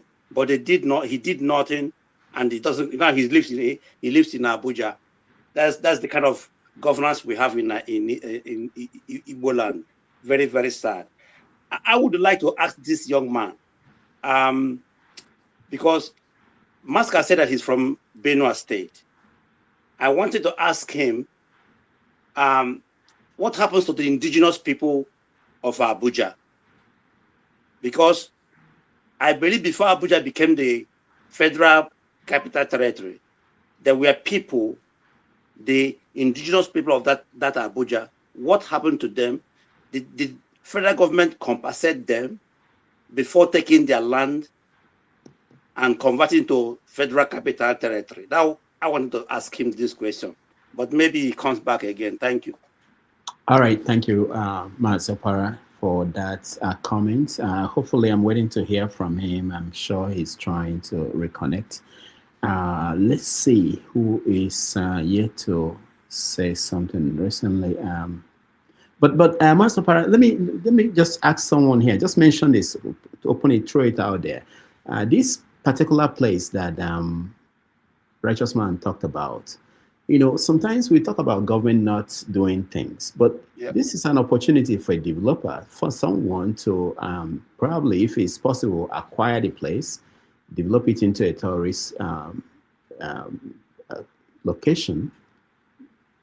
Have we thought about beyond expecting the government to do many things that we expect them to do that they are not doing? Because someone like you, Mazopara, I know you are well to do and you can go and take it over and turn it into, and people from all over the world will be coming there to see it. Doctor, please.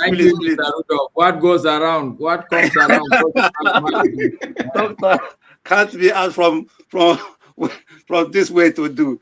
Anyway, you are right, but I think the issue is that sometimes even when people with money, like people from diaspora, want to invest in Nigeria, the frustration is too much.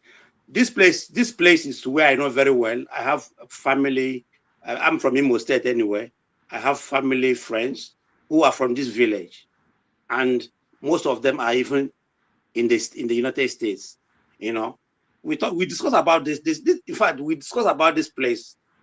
Righteous Man is talking about a lot of them in America. A lot of them, but the issue is that when you tell them to do this or to do that, they will tell you, "Are you sure that it's going to? I mean, the government is going to allow us to do this, or are you sure it's going to be profitable?" Because when they look at the people, the villagers who is going to patronize them, who is coming to do this and do that, they'll get discouraged. And moreover, since this insecurity issue, since this kind of what is going on in Nigeria, mostly in Igbo land, some of them, you know, don't have any other kind of, they don't have interest, you know, coming to Nigeria. I have a friend who is building his house in this village you are talking about, and he lives in Minnesota. This guy has just left that place because he doesn't know. And you know, a few months ago, Mbano was a very hot place. Mbano Kigwe was a very hot place for this insurgency. So he left. He stopped building anything. He just closed everything and went back. He lives in Minnesota. So maybe if things, you know, get better, mostly, you know, security gets better, I think a lot of people are willing to come and invest in the Igbo land now. You know, what are we doing here if not because our place is just not conducive for investment, because a lot of people have lost too many money, you know, a lot of money. You took money, you know, bank, you will go to bank, you know, took credit, invest in Nigeria. At the end of the day, you lost everything. I hope it gets better, but at the moment, I don't think any reasonable person would like to invest in Nigeria at the moment. Thank you. All right, thank you, Mazi Opara. Yeah, Jagan. I haven't spoken for my second time, if you don't mind. Okay, Jagan, go ahead. Please, thank you. You see, it's a shame that we don't have our guest technically ready to speak to us, because I really was looking forward to this exchange. There are what you ask about tourism. It's not as easy as you put it, I'm afraid, Rudolph. Tourism is a multi-billion-dollar business, and those nations that get tourism right, they are well rewarded. But apart from the natural gifts that God has given any land in this world, the organization that goes behind creating tourism and a tourism industry is great. And you can't keep allowing the politicians to get away with their responsibilities to the nation. Nigeria has a very long coast. There are people in the world who fly from Europe 13, 14 hours to get to a destination where they can have their sunshine beach type of holiday, where they could get involved with working holidays. Nigeria is such a place as this. But can you tell me that the government has invested ekbini in organizing anything, in strategizing for themselves, in investing for themselves? I've done a lot of business with Nigeria over the years, and the way Nigerians do business is rubbish. Shit. I have to say it. I'll tell you why. Because they want someone to bring all of the money. They don't want to put any money down. They don't want to share any risk, but they want all of the rewards. And I'm wondering, what kind of sentiment do you have? What kind of sentiment is this? Now, we just had a superstar in Anthony Joshua, where he had a terrible accident causing death of 2 of his brothers. Now, I'm telling you that accident would not have happened if the infrastructure is in place to take care of proper roads. When I see roads in Nigeria without pavement, I'm thinking, what is this? This is just half, rubbish, unfinished business. We don't know what it is that we should complain about, and we don't know what it is that we should be raising. as a standard. We had no standards in that country, none. All we want is luxury. We want to see luxury. Nah, me with big agbada, I'm doing luxury. I want to swear. I'm so upset with the way Nigeria is today. Not because we don't understand that Nigeria is a young country. Yes, Nigeria, but we are full of ancient people who have ancient wisdoms. But we have thrown everything away, pretending that we are British, pretending that we are Oyinbo, pretending all kind of rubbish pretense that we do here all the time. I personally don't like it. And I don't want us to be asking ourselves inane questions. I need us to be really thinking before we speak. So the questions that we ask and what we put on the table is accurate to what we need in return for our citizenry in this country. I'll just say that. Thank you. Yeah, Ask doctor, what is Ekpini? Doctor, what is Ekpini? Jagan, before you go, is there anything working in Nigeria? In your own perspective, do you think there's anything working in Nigeria? Jagan. Myself? Yeah. You see, the way I want to say no. I really do want to say no. The only thing that stops me from saying no is that we are heavyweights. Nigerians are heavyweights. We're tough people. And I feel that there is something, I don't know what it is, Rudolph. I don't know if it's spiritual. I don't know if it's us doing ourselves. I don't know. So it's very difficult for me to just say that this is why Nigeria is in the panic that it's in. But I feel that somehow, as the years go by, our passion is eroding. And we cannot afford to waste the strength that we have.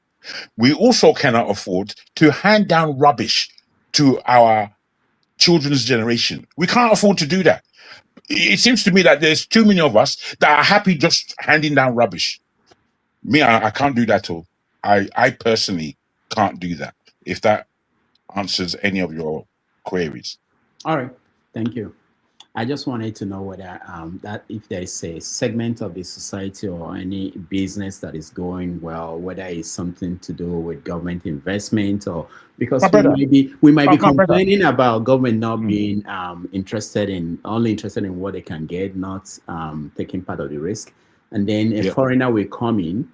Into certain sector and get in there, and like MTM, for instance, from South Africa, when they came in ShopRite, and they encountered difficulties. Some of them you were talking about, but they somehow managed to invest. And you're correct, and I think maybe I should be a bit more accurate to answering your question.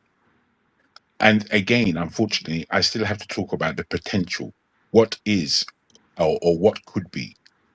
Nigeria, after Congo, DRC Congo, we are the most endowed country in Africa. The most endowed. There have been reports that Nigeria has more oil than Saudi Arabia, more oil and gas than Saudi Arabia. But we don't know that. The people that know it are outside of our country.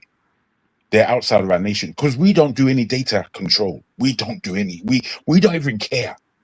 We don't know how many people there are in the country in actual, accurate fact. Without us having some intellectual understanding of what we are sitting upon, I don't think we can really go to the places that we want to go. Lithium, gold. The gold in Nigeria is old. Because they had gold in Ghana during the colonial period, they didn't really invest in Nigeria's gold. Nigeria had so many other things, and the difficulties there in controlling Nigeria made them not look into some of the mining facilities that we have. The lithium that Nigeria has is the greatest quality lithium in the world. Please hear me. I didn't say it's the largest lithium, the greatest quality. Just like our oil, it's the greatest quality oil in the world. Why is Nigeria blessed like this? Is the question that we're not really asking ourselves, which is why we trash everything. We think everything that is God-given and that is natural is not something that we should be building upon. We believe that we should be bringing artificial nonsenses to our nation in order to build upon rubbish. I don't understand our psyche, is what I'm saying. I don't understand it. So, there I am. All right. Don't ever may chip in. I think what hold on. Ovia, hold on. Okay. Just updates. Our guest will not be able to. It's difficult for him to reconnect. We are going to reschedule him in 2 weeks. He said he can come back again in 2 weeks. For those who may want to support his campaign, there are this move telling us to be involved in this conversation about Nigeria, to get involved in changing the place. And I think this is a young person. If you're interested in supporting him, this is the campaign organization where you can, this is the bank account, you can support him in his campaign to be the chairman of Abuja Municipal Area Council. All right. Thank you. Sorry, Mr. Rudolph, at least, please, you have my number. Text me his contact. I will reach out to him so that we can sort out his internet at least. He will pay it, but we'll make sure his internet is okay. All right, that's good. This is what I'm talking about. No, I feel bad. I really feel bad that this man, it's very embarrassing for the whole country. Can I say something very quick? Chim first, baby. I want to be able to sleep tonight. Chim. Please go ahead. Chim, go ahead. All right, thank you. So, first of all, I want to address something Ovi said. Yes, Ovi is correct. We should need to encourage people to join politics. But again, I argue with people who make it look like people are fighting people who come to this place to tell us that, we should encourage him or that. Nobody's discouraging him. These are the kind of things that help anybody who wants to work. You come here, you hear hard facts, you hear questions. Yes, there might be some over-the-top responses or talking points to you, but it's not everybody who is challenging him or putting tough questions at him that is discouraging him from going. I would like to see someone like that go there. But the question is, like I asked him, what is your stake in the party you're running in? So to what extent do you have a control of some of the levers? Because these are things people don't seem to understand in politics. You need to be an entrenched person in whatever political system you're running on as a vehicle to be able to make inroads. Otherwise, you're just wasting your time. We've had people like Patrick Utomi, who went to one party or the other, and remember when Patrick Utomi was running for governor of APC? Under APC, he was running to be governor of Delta State. They arranged what's it called, the primaries. He was somewhere else, and sometimes people come here and think people are being. I just chose not to be a politician. I have played politics a lot of this, but I personally chose not to be involved because there are a couple of things I just can't do. So when people ask you questions, it's a learning process for you. Then secondly, to Masca, APC used to be an opposition. If the only reason why you're supporting ADC is because you desire to be a veritable opposition, then you're already dead on arrival. APC used to be an opposition, telling us that PDP was the evil. Looking back today, PDP is child's play compared to what APC has become. So anyone who I want to hear people tell me I'm joining a political party. Don't go far, Chim. Let me. No. Sorry, Mascab. No, don't do that. Sorry, please. When you time for you can. Go ahead now. Go ahead. Finish. So telling me you're joining that party because it's an opposition. I'm not against you joining. I'm just questioning the reasoning behind saying this is where you want to go to. So because APC was an opposition. So if ADC will now become mainstream tomorrow and multiply the evils of ADC or APC, then may ADC never happen, as far as I'm concerned. Now, lastly, to the investment conversation we're having. Landmark invested. Yes, the man has persisted, he has gone elsewhere, but the tails were not very good. A couple of Black Americans came to Nigeria and invested. And Rudolph, you know the story better than I do. You saw the social media crying of some of those people. Nigeria is a good ground to invest. I don't think anybody who has money and is looking for to invest will not see Nigeria in a place. But the question is it a climate that is investment friendly? That's the question we need to put aside our emergency patriotism and address.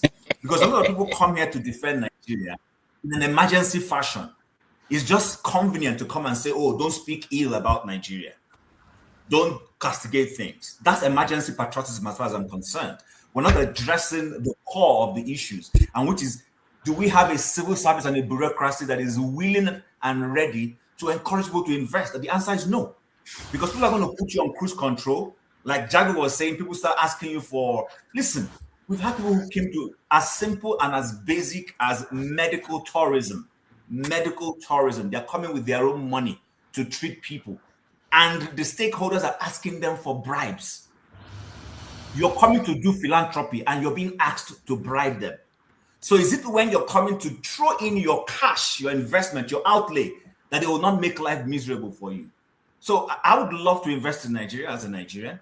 I see multiple of opportunities. I have tried a couple of things, even in that Benue state, agriculture, and I know what I went through. So please, these are some of the things when people say, oh, don't we see anything? Nigeria is a good place to go and invest. But is it climate friendly? That's the question. And I don't think the climate is friendly. All right. Thank you, Chim. Doctor, can I say something? Hold on. Maska will respond and then I'll come to you. Okay, I thought you are my brother now, KJ. Hey, Joe. Thank you. Chim, I just want to clarify what you say is correct. If we have opposition just for opposition's sake, then we'll just, it's a merry-go-round in that case.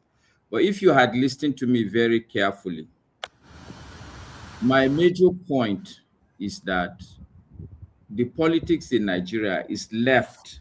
We lose the politics right from inside the party primaries. Once primaries are done, I said clearly, once primaries are done within the major parties in Nigeria, most of the candidates that you will be presented with are not really options. So the point I was making is that I would want to join ADC. I don't have any intention to be a politician, but the idea is that within the party, this is where Nigerians can go and salvage their country, where we can all go en masse into a major party and determine the primaries. Look, it's the same argument that Ove is making. He is saying that people have to participate. I am of the opinion that I don't have to contest, in all honesty, but I can participate within the process. Make sure that the end result, at least even if you present two good candidates to the country, then these two people or three people can go and rig each other out. It's not a problem for me if we have two very solid candidates. But the problem is that most of the time, the candidates that the real parties with the real structures present, they are not candidates at all. So I am thinking that we should begin to look at the inter-party issues. And I said this is a good opportunity because ADC now is more or less like a brand new party. Nigerians can actually infiltrate it and have a major stake as country people. That's what I'm trying to say, not just to have opposition for opposition's sake. The dynamics inside really matters. Thank you. All right, same thing, but I hear your point. All right, thank you. I will get to everybody. We have 1 more hour to have a general conversation. Anybody can touch on what our guest said, but thank you. Obi, thank you for that, because the process is the most important.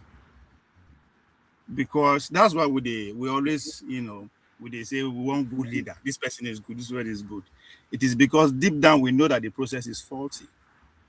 If the process is good, we trust the process. We don't care who comes in, because the process automatically will check that person. And what is the process? It is me and you that is the process. So we have our leaders because of what we did or what we failed to do. Jagu says something very important that we let slide. What we pass to the next generation. And I agree with you, Chim. Any political officer that come here, we should interrogate him to the best of our knowledge. But at the same time, we should also be sure that we also have the accurate knowledge of how the system works before we even say we want to challenge the person.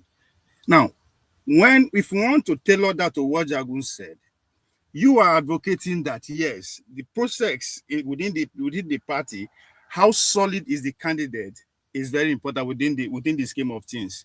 But you also felt just because you are head bent on criticizing the whole process without actually saying, how do I contribute? You forget the fact that this man is a young man who's starting at a very basic level.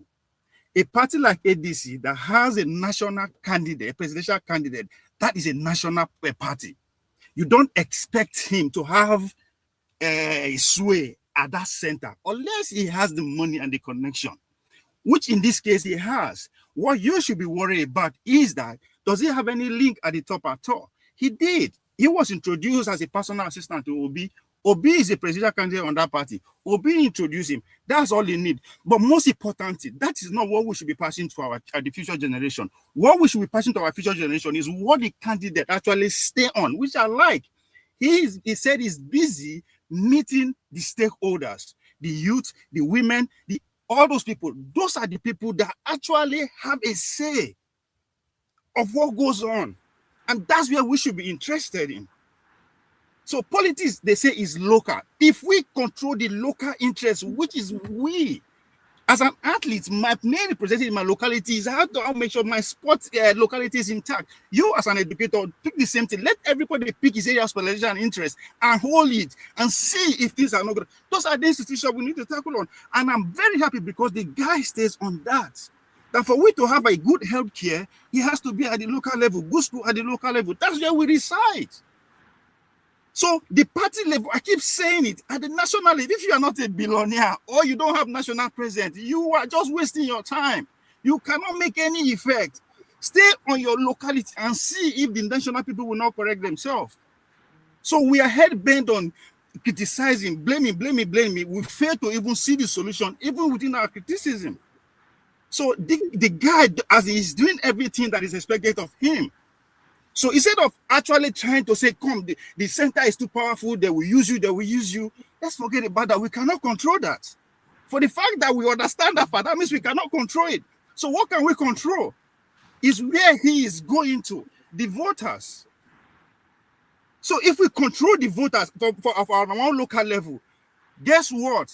The national will be forced to come and sit down with you. Because that's what it boiled down to. Their legitimacy depends on those votes.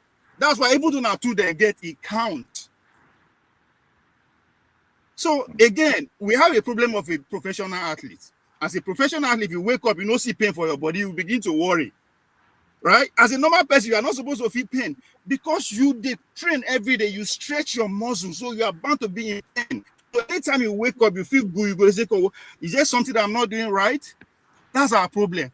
We complain every day that even when we see solution, we not go recognize them. Thank you, Ovia. KJ, I can't find you anymore. Let me go to James. He has to leave. Let him win before he goes. Mr. James. That's KJ there. He's misty. I'm sorry, KJ. Please, I will leave soon. No, go ahead, Mr. James. I will speak after you. Why should we not complain? Why should we not complain? Since 1960 till now, we go around the same cycle. As Mr. Chim was saying, his stake in that party matters a lot because candidates contest election on party platform. What is the manifesto of the party? And what is his own manifesto? Are they contradictory? And secondly, they've been hopping from one party to the other. It means that there are people who don't believe in manifestos. Assuming he's elected, what is the guarantee that the problems they encounter with Apapa, Arubambe, and others will not erupt again in this new party?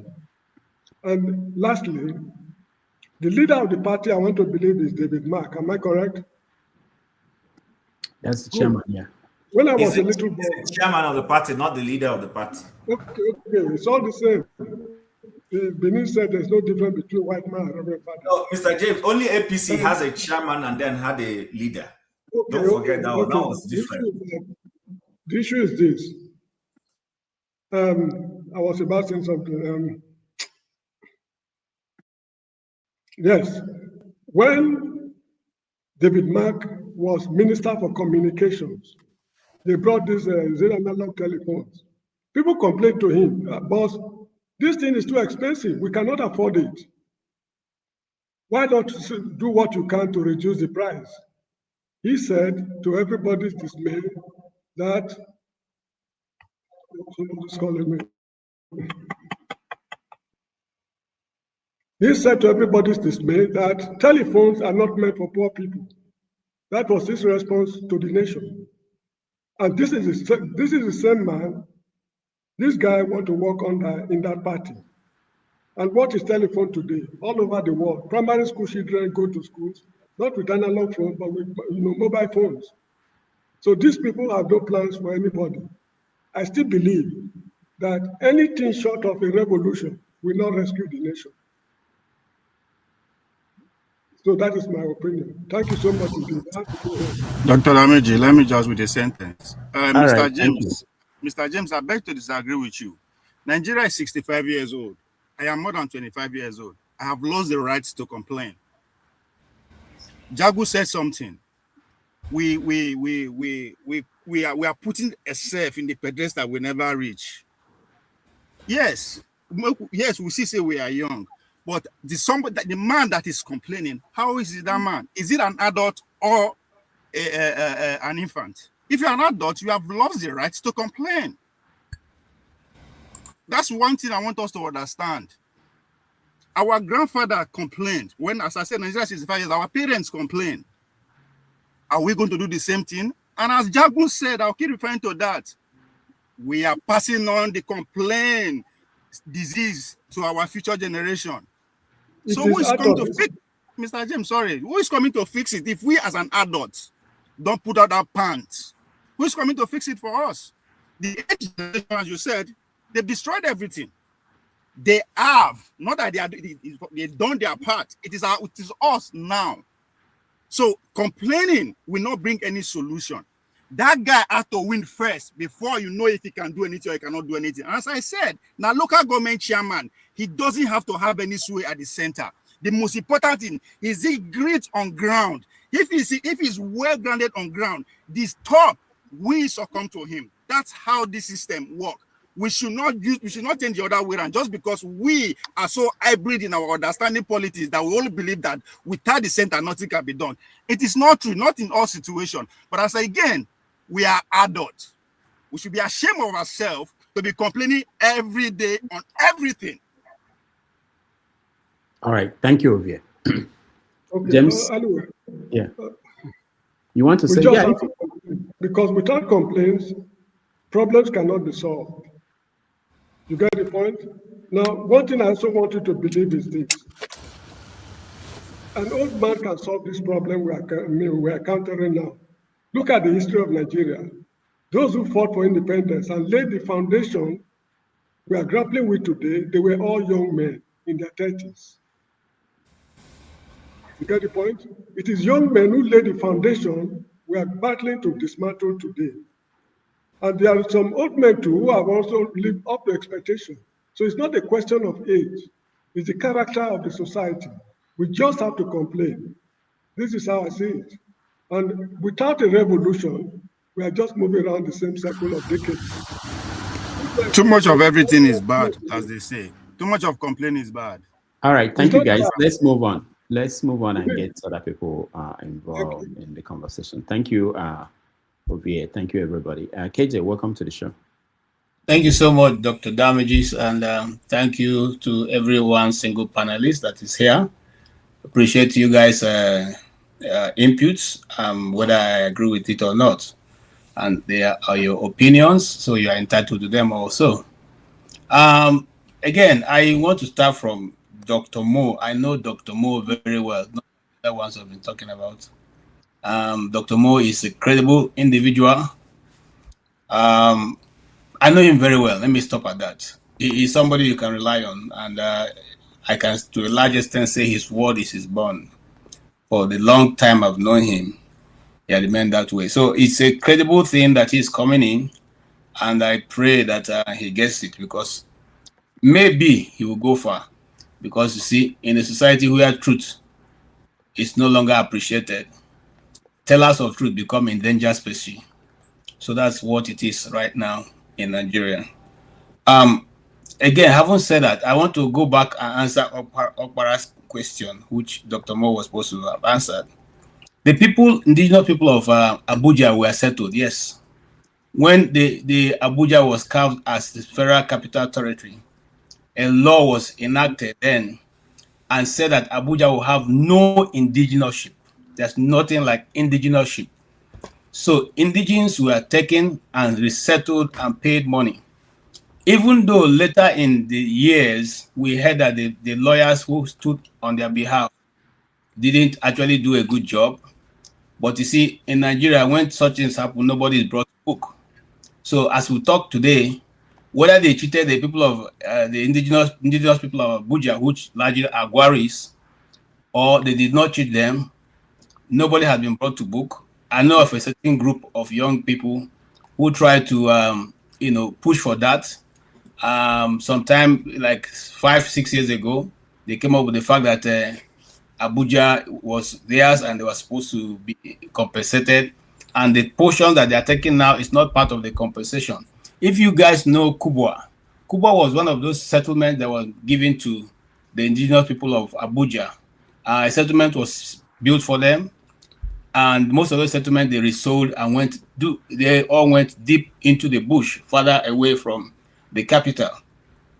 But as Nigeria things, you see, the laws are always written with some corny inside. Later in years, we are now told that Abuja, you cannot say people don't have indigeneousship. These are indigenous people of Abuja. They must be represented. They must have federal capital. They must have the stake in federal capital. I'm saying that to say that, see, every time a policy is made, we have a way of finding our way around it, and it will no longer stand for what it was supposed to be right from the beginning. That brings me, that brings me to my next point, which is that a nation divided, that's what the Bible says, against itself can never stand. I'm pivoting back to what Jagu was saying earlier. We are a people that are divided. We know what to do, but we refuse to do them because it will not suit what we are saying to our people, or certain individuals who have an upper hand with that development. For instance, many years ago, we used to have a company in Kaduna called the NDC, National Defense and something company that used to manufacture National Defense Industries. National Defense Industry. What are they doing? We used to have a company called Stair. Stair, for those of us whose parents were, a bit on the other side. We used to have Stair. We used to have Volkswagen. We used to have Bata. We used to have Bata. We used to have Live. What's that one now? Leventis. Where are they? Textiles. Where are they? Those days, we didn't need to go. You didn't need to have, too much money to buy a good Bata that would take you through school. Okay, so now people we are saying we shouldn't quarrel. Why shouldn't we quarrel? Is there anybody who gathers and loses and becomes a millionaire from doing that? You gather today, you lose it tomorrow, then you start gathering again. Is that how you build wealth? No, you build wealth by systematically collecting some form of resources or materials to yourself. And so, if we are really ready as a nation, there are many issues that can be addressed without even doing too much. And I give an example of my governor, for whom one idiot now called Ojus Okalu is saying he wants to remove. Okay, this guy, these people who are making this noise now, had Ojus Okalu held the state for 8 years, brought his boy for another 8 years, which brought another of his boy for another 8 years. Put together how many years? And yet, not one thing could be held on. He's claiming the road that Sam Bakwe made now are the road that he constructed. I'm not trying to digress. I'm just trying to show you, if the people don't arise and ask questions, what will eventually happen. The evil men will keep recycling themselves and nothing will be done. It is high time, if we don't get up and ask that pertinent question. What do we want to achieve with Nigeria? What is best developed in the north? What is best developed in the south? What is best developed in the west? What can we do with the middle belt? My dear brothers and sisters, we're not talking tribe now. We're talking about national development. Nothing will be done because certain people enjoy it the way it is. They want people to wake up in the morning and come and line up at their gates and wait for handouts. That's what they like. They like where at the middle of it, at the time when the night falls and there's no longer sun or moon, they want you to the only light you see is from the ones outside of their gates or their high-rise fences. That's what they enjoy. They want, when they turn the tap, it's only in their house it runs. The next morning, you all carry your buckets, come line up behind their backyard to fetch water. That is what they enjoy. And I'm talking about something that is not only prevalent in any part of Nigeria, but all of Nigeria. All of Nigeria.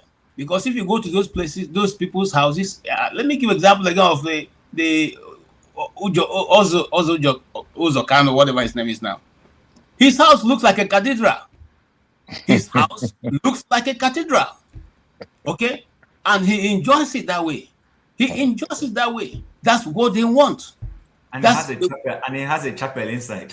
Yes. That's what they want. With their own priest, whether it is priest of God or priest of Ogun, now that only them sabi that one. Okay? So what am I saying? We are not ready. And look, let me tell you something over here. Those of us who ask these questions are a thorn to their flesh. That's why they want to get rid of you as quickly as possible. If not that they want to get rid of you as quickly as possible, what concerns English Alhaji with the national the federal government? The English Alhaji, whose duty he was only doing was to expose what was going on. Wherever they have this thing, he goes there and exposes it. They decide to look for that singular individual in one remote area of Nigeria to go and carry him from there. But you are not able to look for the people causing the mayhem he's reporting about. That is the bane of Nigerian society. So let's not kid about it. Okay? And I welcome people like Mo. If people like him, I mean, more people like him can get in, who can stand and tell you to your face what is wrong and without being afraid of the consequence. Nigeria probably will move forward. But until then, we're just playing Bakbangolo, Bangolo. You know those Bakbangolo games, it never ends. Bakbangolo, Bangolo, Bakbangolo, Bangolo, you throw a hand, then you run around, you continue again from the big. That's what we have been doing since we became an independent nation. Nobody's moving forward. The South is not moving. The North is not moving. The Middle Belt is not moving. Who is benefiting? Who is benefiting? Somebody wakes up. Have you ever heard that? Please, let's check in history. Have you woken up one day, you had a national leader, a president of a nation, right off 2.something trillion naira missing? Wow. He writes it off. He writes it off. Who gives him that kind of authority? And nobody is saying anything. Nobody is saying, why should NNPC be losing this kind of money? Who did they lose it to? How did it come? No question. We're just going about. We're happy carrying the bucket of water on our heads, walking 5 kilometers to go and look for water. We're satisfied with that. Then you think the country will move forward? You think we'll do that and move forward? You think that we'll do that in this 21st century where they are balkanizing nations and we survive? I'm just waiting for this part. I hope that it's America that will take the part where I belong to, so that I can at least have some respite. Okay? But whether you like it or not, as we play this game, we'll all play ourselves away. Thank you so much. All right. Thank you, Obi. Thank you, KJ. I know that Jagon, you want to say something. I'll give you 2 minutes because you have to go. Okay, 2 minutes. 2 minutes is sufficient. I really thank you. I like a lot of what KJ said, and I'm trying my best. Hold on, Jago. Let me see who is this. We're getting noise from somewhere. Yeah. I'm not sure. If you're not speaking, can you mute yourself? I can mute. Okay, go ahead, Jago. I think he's. Thank you very much. I like a lot of what KJ said, especially when he came to the point of this is not about ethnicity anymore. It's about the building of a nation and the importance of doing so. Myself and Ovie, we smoke very well, but we disagree deeper. And I want to upgrade whoever his supplier is. Having said I beg your pardon, my brother. Having said this, you know, the energy on this platform and with us as Nigerians, it just cannot be forsaken, cannot be seconded. The energy is serious. And for me, politically, where I stand and why I don't like Nigerian politics, and I hesitate to get involved the way that OVA seems ready to, you know, and I really appreciate where he's coming from. But for me, I'm not prepared to get involved in the rubbish that they're doing. In as far as OVA is saying that politics is local, and for that I agree with him 100%. 100%. Politics is local, and it should be taken from that position. Having said that, the depth of rot in our politics is too much for me to put my head. I can't put my head in there. Not without AK-47 of my own. I can't. Now, I'm saying that my politics tells me that without some kind of revolution, and when I use this term, I don't want people to jump to violence of this term. Without some kind of revolution that resets Nigeria as a country, resets West Africa as an example, Nigeria's going to lose. We need to reset before any other part of the world resets. Right now, if we look at the global politics that's going on, the world is in flux, serious flux.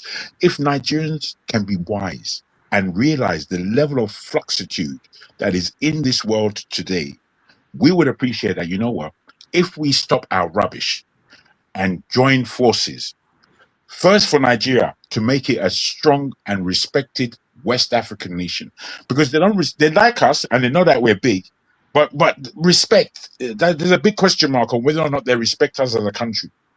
If we make West Africans respect us as a country, we will form one economic and political union. Nobody in the world will be able to touch us. Right now, if Americans want to come in and take over the whole nation, they can do it. They've shown you example. So I'll leave it there.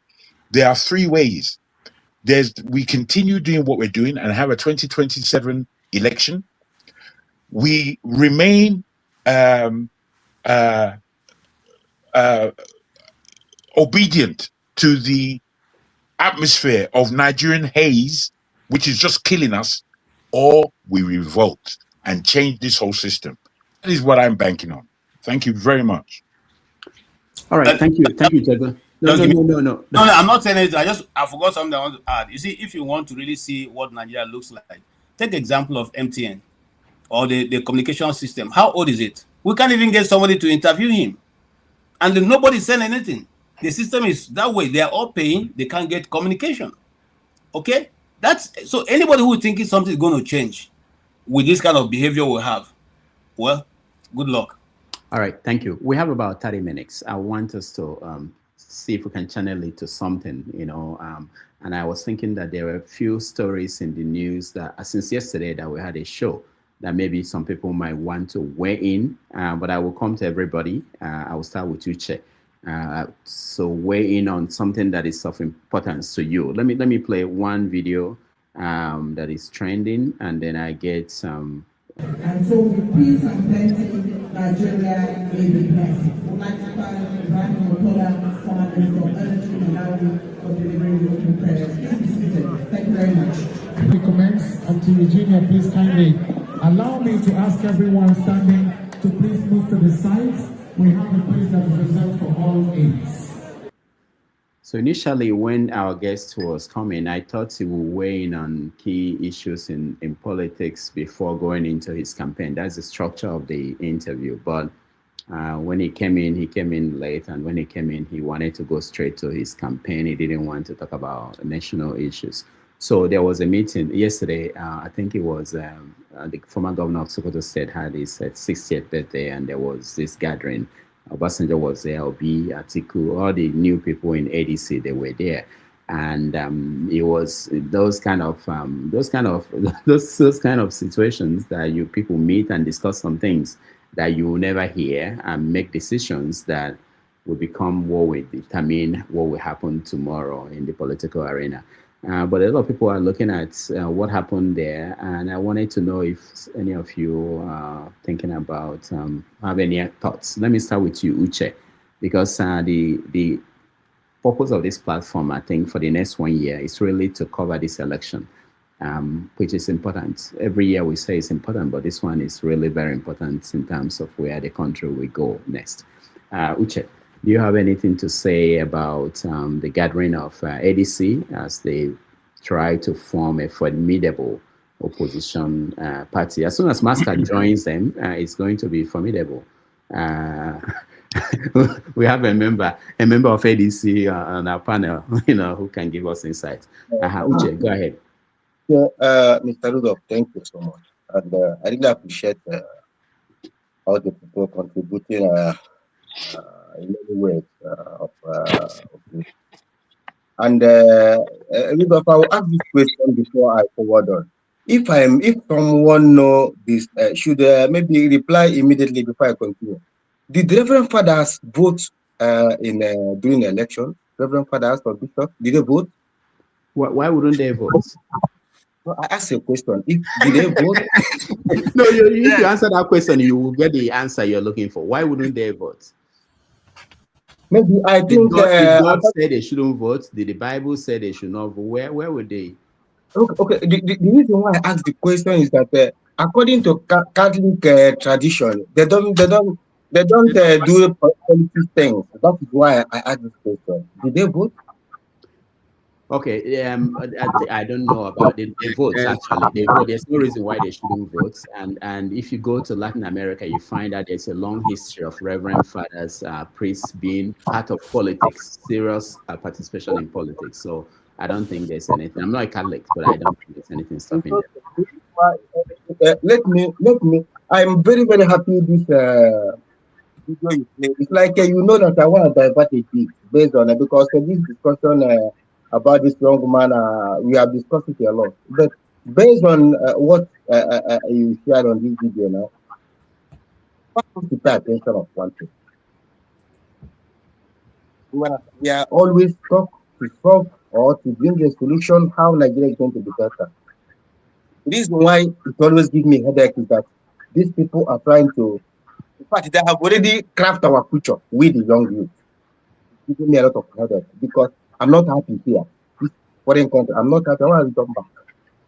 That makes impact in my community. What? Reverend Father, when I tell Reverend Father under Roman Catholic, Bishop, Cardinal, Reverend brothers, who don't have a child, they don't marry, they don't born. When I take this issue now back to politics, it will be a very respected man, belong to this system. When I say belong to this system, he always have the chaplet, the angelus, things in Roman Catholic. And I don't think he understands what I'm saying. If you understand, they have never played into it. Anglican priests, they're married, they have children. You can now see you can get votes from these people if they are voting. Catholic priests, they don't marry, they don't bring children, and their population is close to 1 million. Not only priests, reverend brothers, seminarians, deacons, bishops, mention them. And when you look at it, in Southeast, these people are supposed to give him a lot of votes. And he's looking this vote from far. People will vote for him from Northern. I know it's very good to engage. Okay. This is the point I just make based on that. Because what the Christianity is doing to us, people have never looked deep. Now, when you look at the video you shared now, this ADC, everybody should bear this in memory. We are not moving forward. Nowhere. No, I said the criminal. This criminals that have horn in politics. But Imo State, they have gathered again. All development in Imo State from this people, they are fighting to survive. If we cannot develop from contributions, little contributions to develop our area. And they are gathering them now. Atiku Denwa mentions them. This Clean and Green initiative in Imo State, the former governor. And when this will come over to take maybe the Nigerian politics again, pushing APC out. What are we getting again? That is why I disagree with Olivier in one point he made. We should not ask questions first. We have asking too much. We should elect first before asking this question. And I tell you one thing. Our governor now, I threw a question to him 2014 in a timber market in Obuja. I threw a question when he came to do campaign. And the question I threw to him, can we have an agreement paper? Someone, that is the name we call him. Can we have an agreement paper? You promise us one thing in Obuja. We tie the road for us. 2 roads where trailer will be bringing those trailers that have a big load. Big trailer wood. When they bring, they don't have road to come in, they don't have road to go out. So you promise us you will do it. Can we have an agreement? If you didn't do this when you elected, what can we do? You didn't answer the question. All the youth left. Thank you, Uche. Thank you. Ask questions before electing them. Because these people, they have horn. If you come close, either they do something or they pinch you with their horn, and their horn is their military and their police. We have to ask questions. Thank you so much. Uche, thank you. I appreciate that. I wanted to play another video, but my studio is full. Tony, welcome to the show. Greetings, Doctor. Greetings, everyone on the panel and those at the comment section. Yeah, my comment will be just on 2 issues. One, the coming AMAC chairmanship election. First of all, I looked at some of the those who are contesting, running for the office, and I see it there about 16 from various parties. Each candidate with his vice. And Dr. Paul is one of them. It would have been 17, but I think Labour is not fielding. I think INEC disallowed the Labour candidate. But the interesting thing is that, for me, is that contest is probably going to be very well contested. I hope INEC is going to be, the electoral body is going to be free and fair. But there's something that I want to draw attention to. Dr. Moore has been associated with Obi for a number of years now. And it's my thinking that she would have learned 1 or 2 things from Obi. So this challenge, this election would offer him the opportunity, if he wins, to demonstrate some of those things that he has learned from Obi, and we'll see how well it goes. But I pray for him, I support him.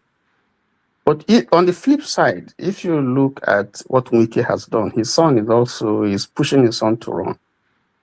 And you would see the big contradiction here. His son just finished from the college, has not cut his teeth in politics, has little or no experience, if you like, in politics, and yet he's being fielded for the office of House of Rep. And that's the tragedy that you find in Nigeria. Instead of starting from the grassroots, because his father did start from the grassroots, from local government, and then moved up. And here, this is a young man who doesn't know politics. So my question would be, what is he going to campaign on, and what issues? He doesn't have a pedigree in politics. There's nothing that anybody can look at and say, okay, this is the reason why we'll vote for you, except his father. And that's the tragedy of our politics here, because he doesn't have substance, he doesn't have roots. People just come in because they have godfathers or have people who push them. and so they just put them. Not just Wike alone. We have some Aerofire, we have some others. Logicalo, whose his daughter also is has been approved for ambassadorial position and so on and so forth. So this is eventually you just find out you end up having aristocrats who are ruling us, people who just come from nowhere because they have connection and they're placed there. And so when you garbage in, you garbage out. The other thing I want to talk about is Chimamanda Adichie's son, the unfortunate thing that happened to her. This is a woman who came. She would have stayed back in the United States. She came to have a good time in Nigeria, spend Christmas with these people here. And then we'll see what has happened to your son. According to her, this was a death that should have been avoided. But from what she says from her account, this was an overdose of, medicament that was administered on the son, and he died. That's unfortunate. Now she's going back with a dead son. The same thing that we saw with AJ, and it's a tragedy. You want to come back to your country to come and have a good time and so on and so forth. And it leaves a sore taste in your mouth at the end of the day. But that's not to say that we hear about these things because they are celebrities.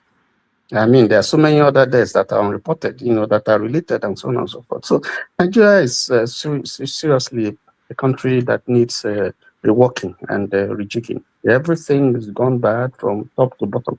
And I think that it calls really for serious we have to pull down and begin to build again from the foundation. Thank you. All right, thank you so much, Tony. We have 20 minutes left, and we have to close exactly at 3 and 3 hours time. That will be 20 minutes. We have KJ. KJ, we run another show, so KJ can do an after show where we can discuss more.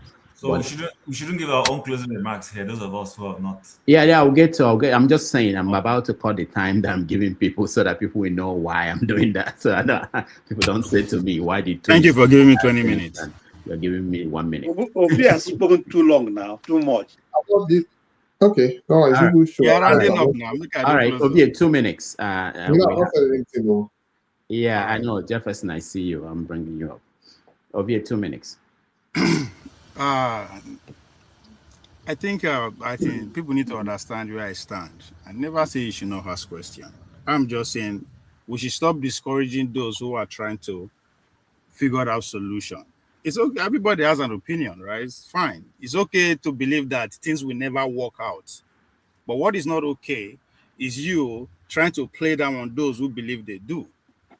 That's where I have problem. You can believe Nigeria will never work. That's okay. Things will never. Things are bad. That's fine. But just when somebody have the different opposite opinion, allow him to hear that opinion. Stop discouraging that person. That's what I'm trying to say. And we need to understand this. This idea you have to have a league at the party. Obi is one of the central figures in APC. If you have him as your political godfather, which other sway do you need at the national level? I beg. I mean, do we actually understand this game? Political parties now business, they are private business entity. They are set up to grab power, to make and stop bills. So you are bound to find all sorts of human beings in that political party with various agenda. So just like you have your agenda to make everything better, the same thing they have the other person have an opposite agenda. We are bound to coexist in a political party because that's the only way you can take power. But most importantly, this man, where he's coming from, is he on ground? It is yes. All of us claim to be hybrid in terms of focus on at the center. How many of us know the constitutional debate amendment is going on? And if you do, what are you doing? What is your own contribution to that debate? Have you contended your constituencies?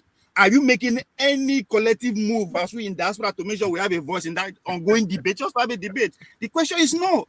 You don't even know. Then you don't know your local politician. There's people who actually at the crossroad. When they come forward, we go da. Like, where do we stand?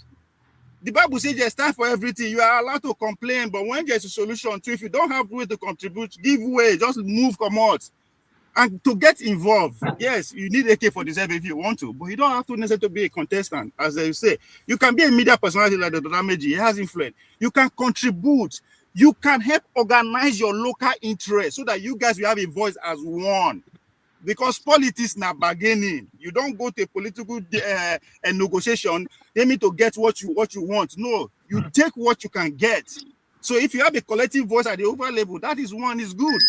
So I'm not saying anybody should not ask questions. Ask whatever you want, but stop playing down people's effort just because you don't believe that thing can work. Thank you, Ovie.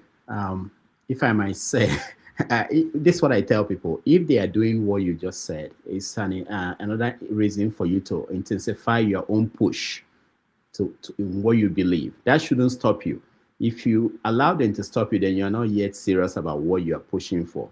So because there are people who will continue to do that irrespective of what you say today and what you say to them, they will say that you won't work. So that shouldn't stop you. It's also good for us to let them understand that we know the game. We know what you can tell them. You don't have faith doesn't mean others don't have faith. What I'm saying, don't be, that's an act of witchcraft, according to my mother, right?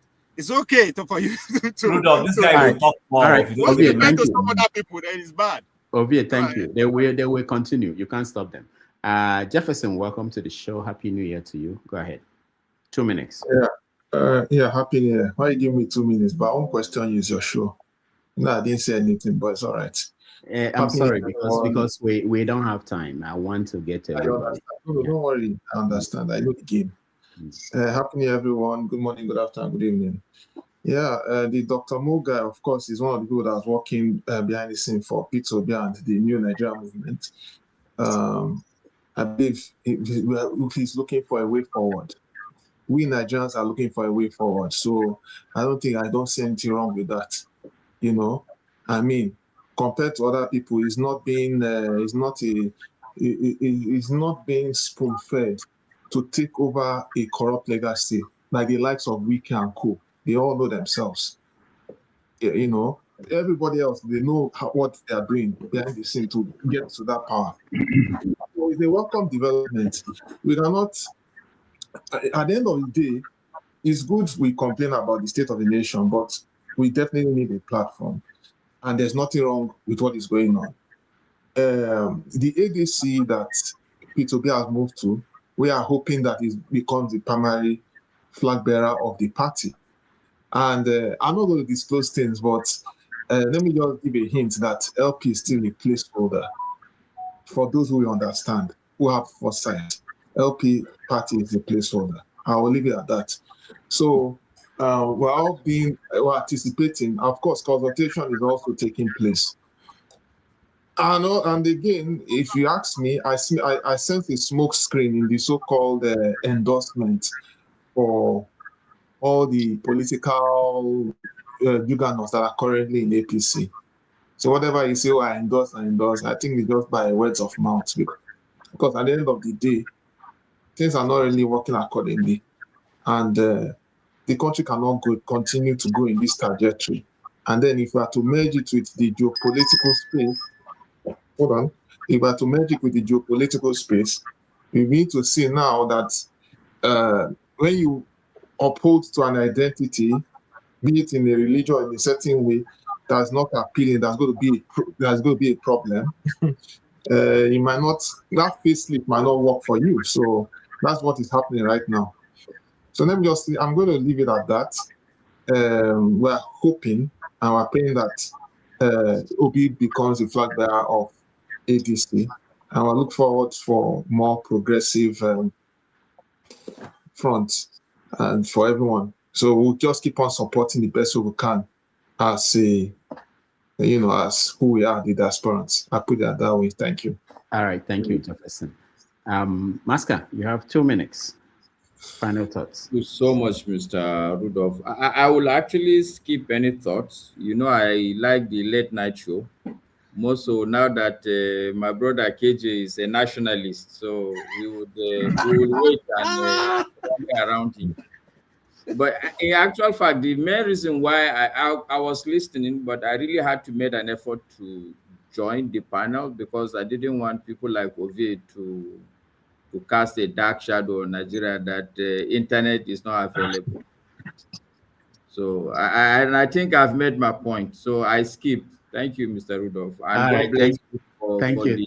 for the tenacity, for the menu. You're really a good example. So God will bless you. Thank you, Master. God will bless you. Thank you. Yeah.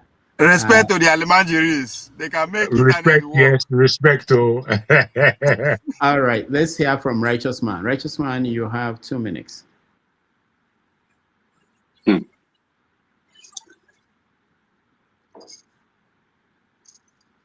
Righteous Man, can you hear me? Rudolph, I am just. Can you hear me? Yeah.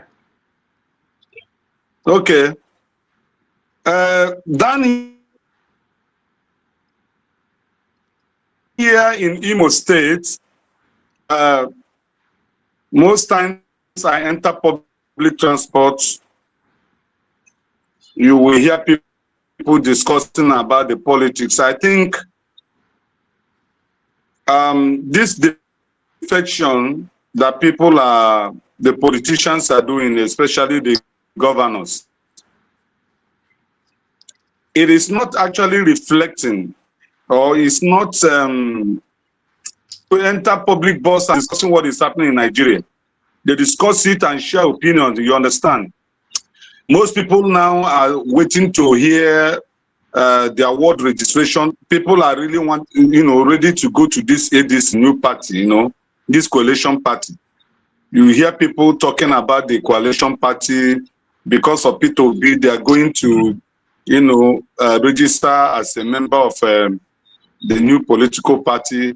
That's what you're hearing every look and turn of Imo State. The places I have been to, even when they gather in the beer parlor to discuss, they are drinking, you chip in things of Nigerian politics, you will hear them. Oh, when it comes to presidency, they are going to vote for Peter Obi. They are going to take ADC membership so that they become a delegate to make sure that the vote will be to get the ticket of ADC. And again, there are some rumors we are hearing here that if ADC failed to give Obi the ticket, there are two political parties that are ready to offer him that ticket, Zenith Labour Party and the same Labour Party where he left. I think this guy was positioned there as a placeholder. I said it. Yes. Yeah, that's just because I was having a very political discussion with one politician that lives within this area. So he was telling me that it is a game plan between Obi and Datti. So there is nothing, nothing shaking.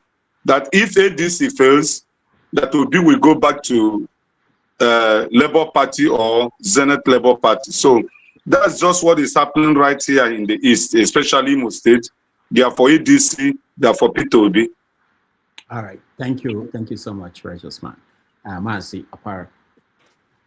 Yeah, Dr. Mo, I would have also asked him in that Abuja city, how many people are living there? How many people does he know exactly the figure, the population figures of Abuja residents? Because you cannot conduct an election in a state or in a community or in a city that nobody knows exactly how many people are living there.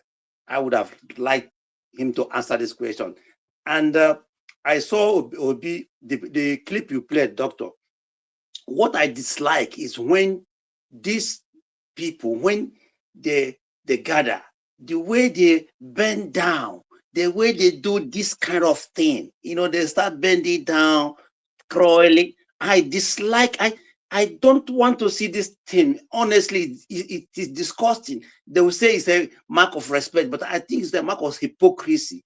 These people, you are a man, stand like a man, shake a man like a man, and get things done. Why all this kind of bending down? At the end of the day, everything is people, pretentious people.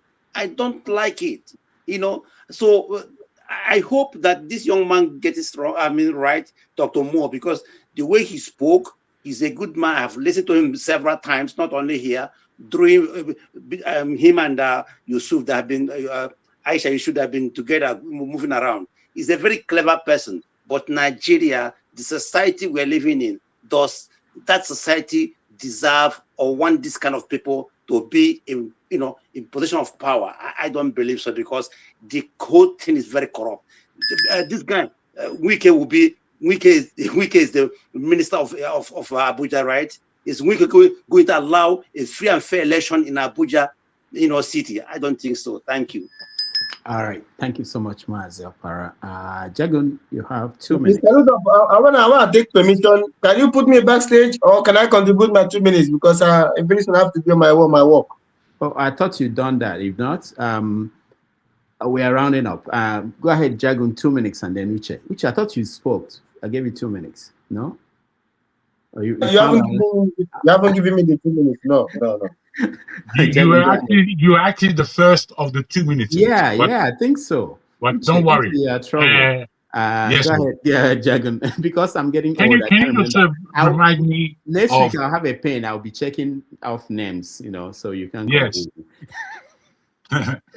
Could you just remind me of where we are now? I know we're just saying 2 minutes. We're rounding up. We have to go in the next 8 All right. minutes. Again, this is a new year, and I must say, it's complex to understand any individual.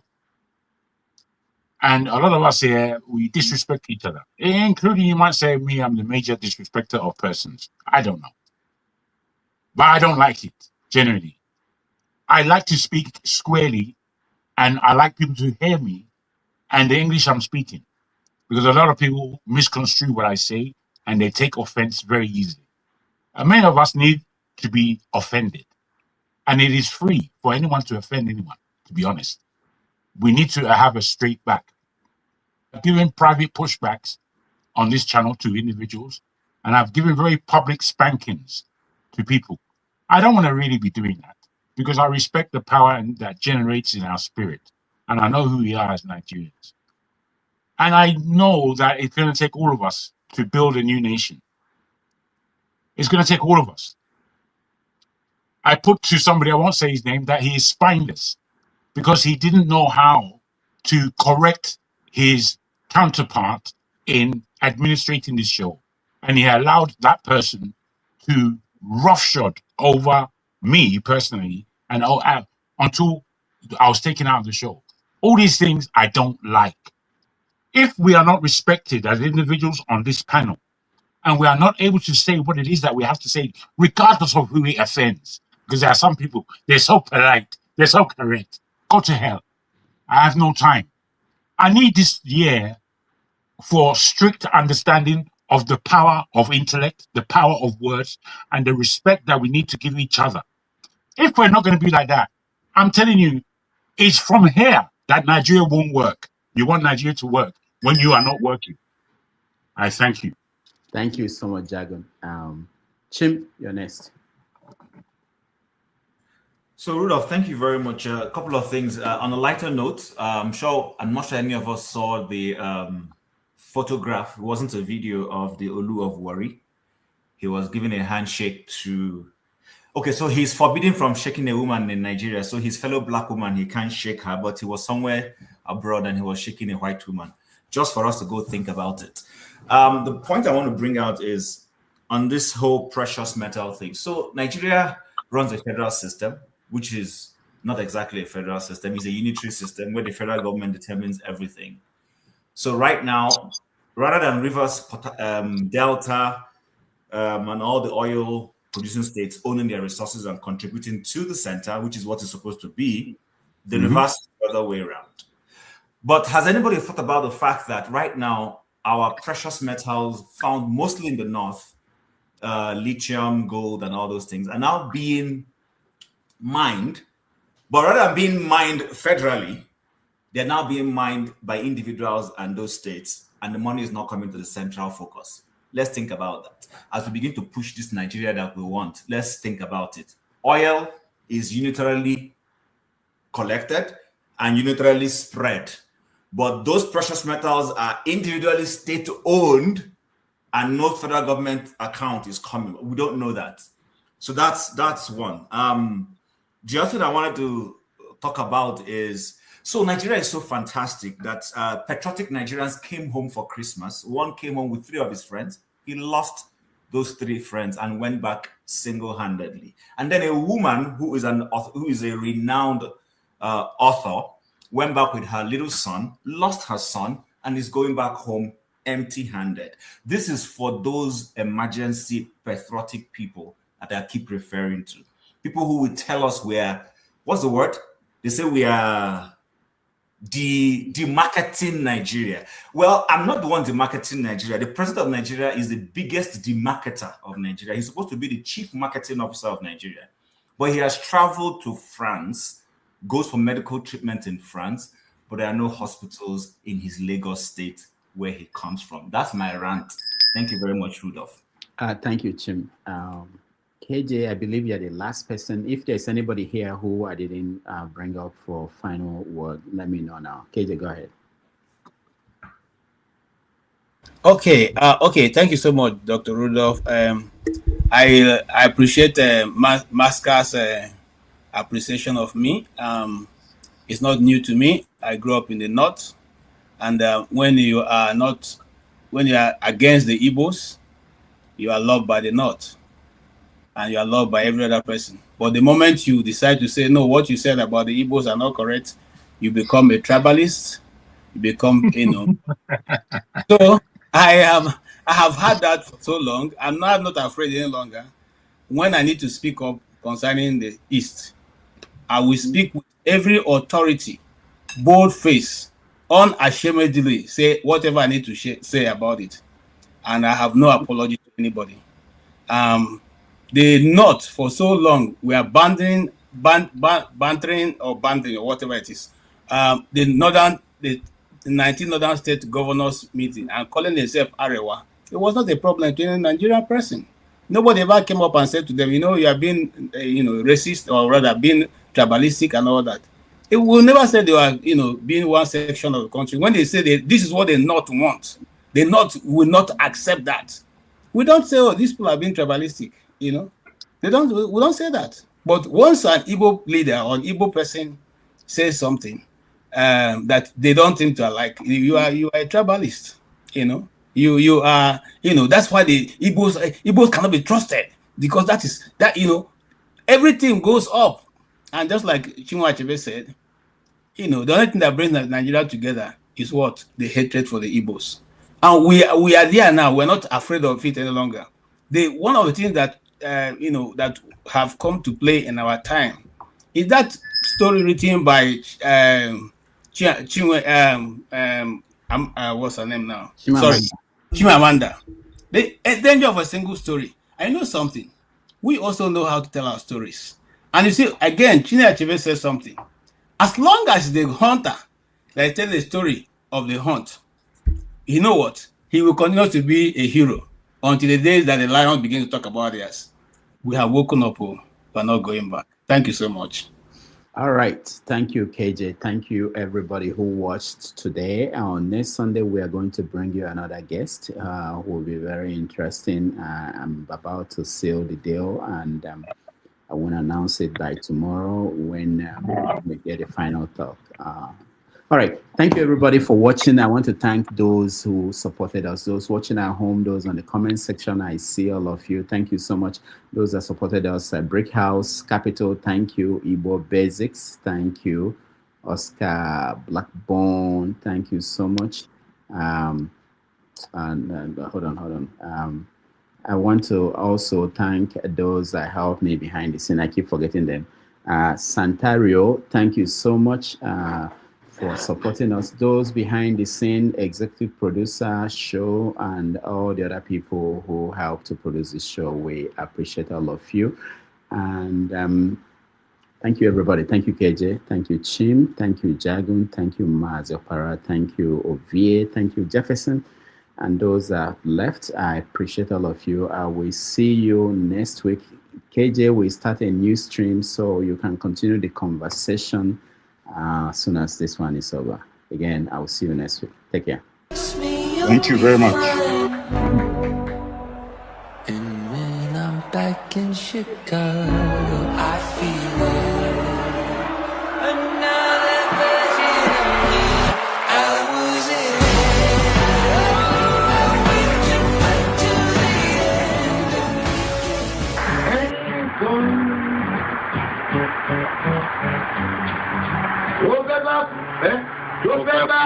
Tó fẹ́ kú torí ẹ̀.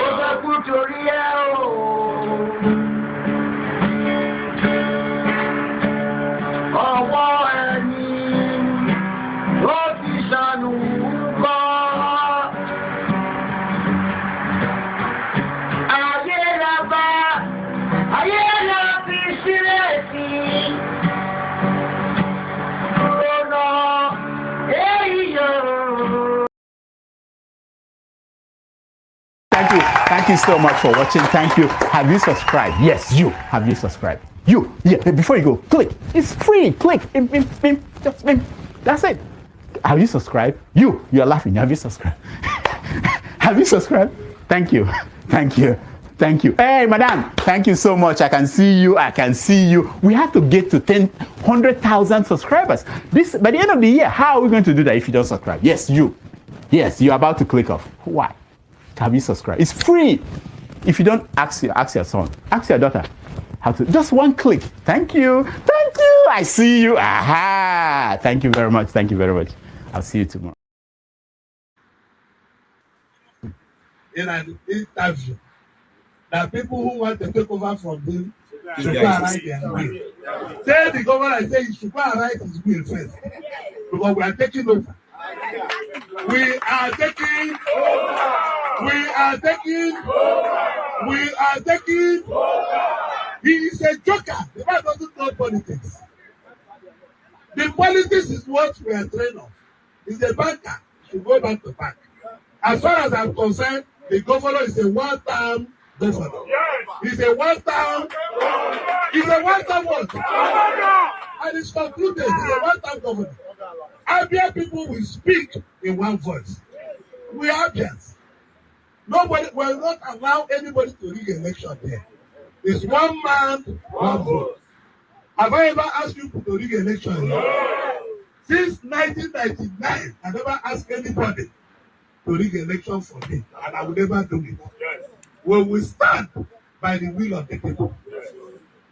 If Abia people reject us, we will go. If Abia people take us, we will join. Never. And I will be here to go house to house, room to room. The governor's press secretary insulted me. My brother have the right to run for governor. My sister have the right to run for governor. Any of you have to run for anything. True or false? But the press secretary is telling us that I be censored because my brother is running. There is no candidate in Abia not to defeat me in the Senate. Even if I'm sleeping in Calabar, even if I'm sleeping in Canada, nobody can defeat me here. Because I brought over 180 roads in your community. In my performance, I built new schools, over 200 new schools. They are there. And no senator in Nigeria, 109. None of them have done what I did here.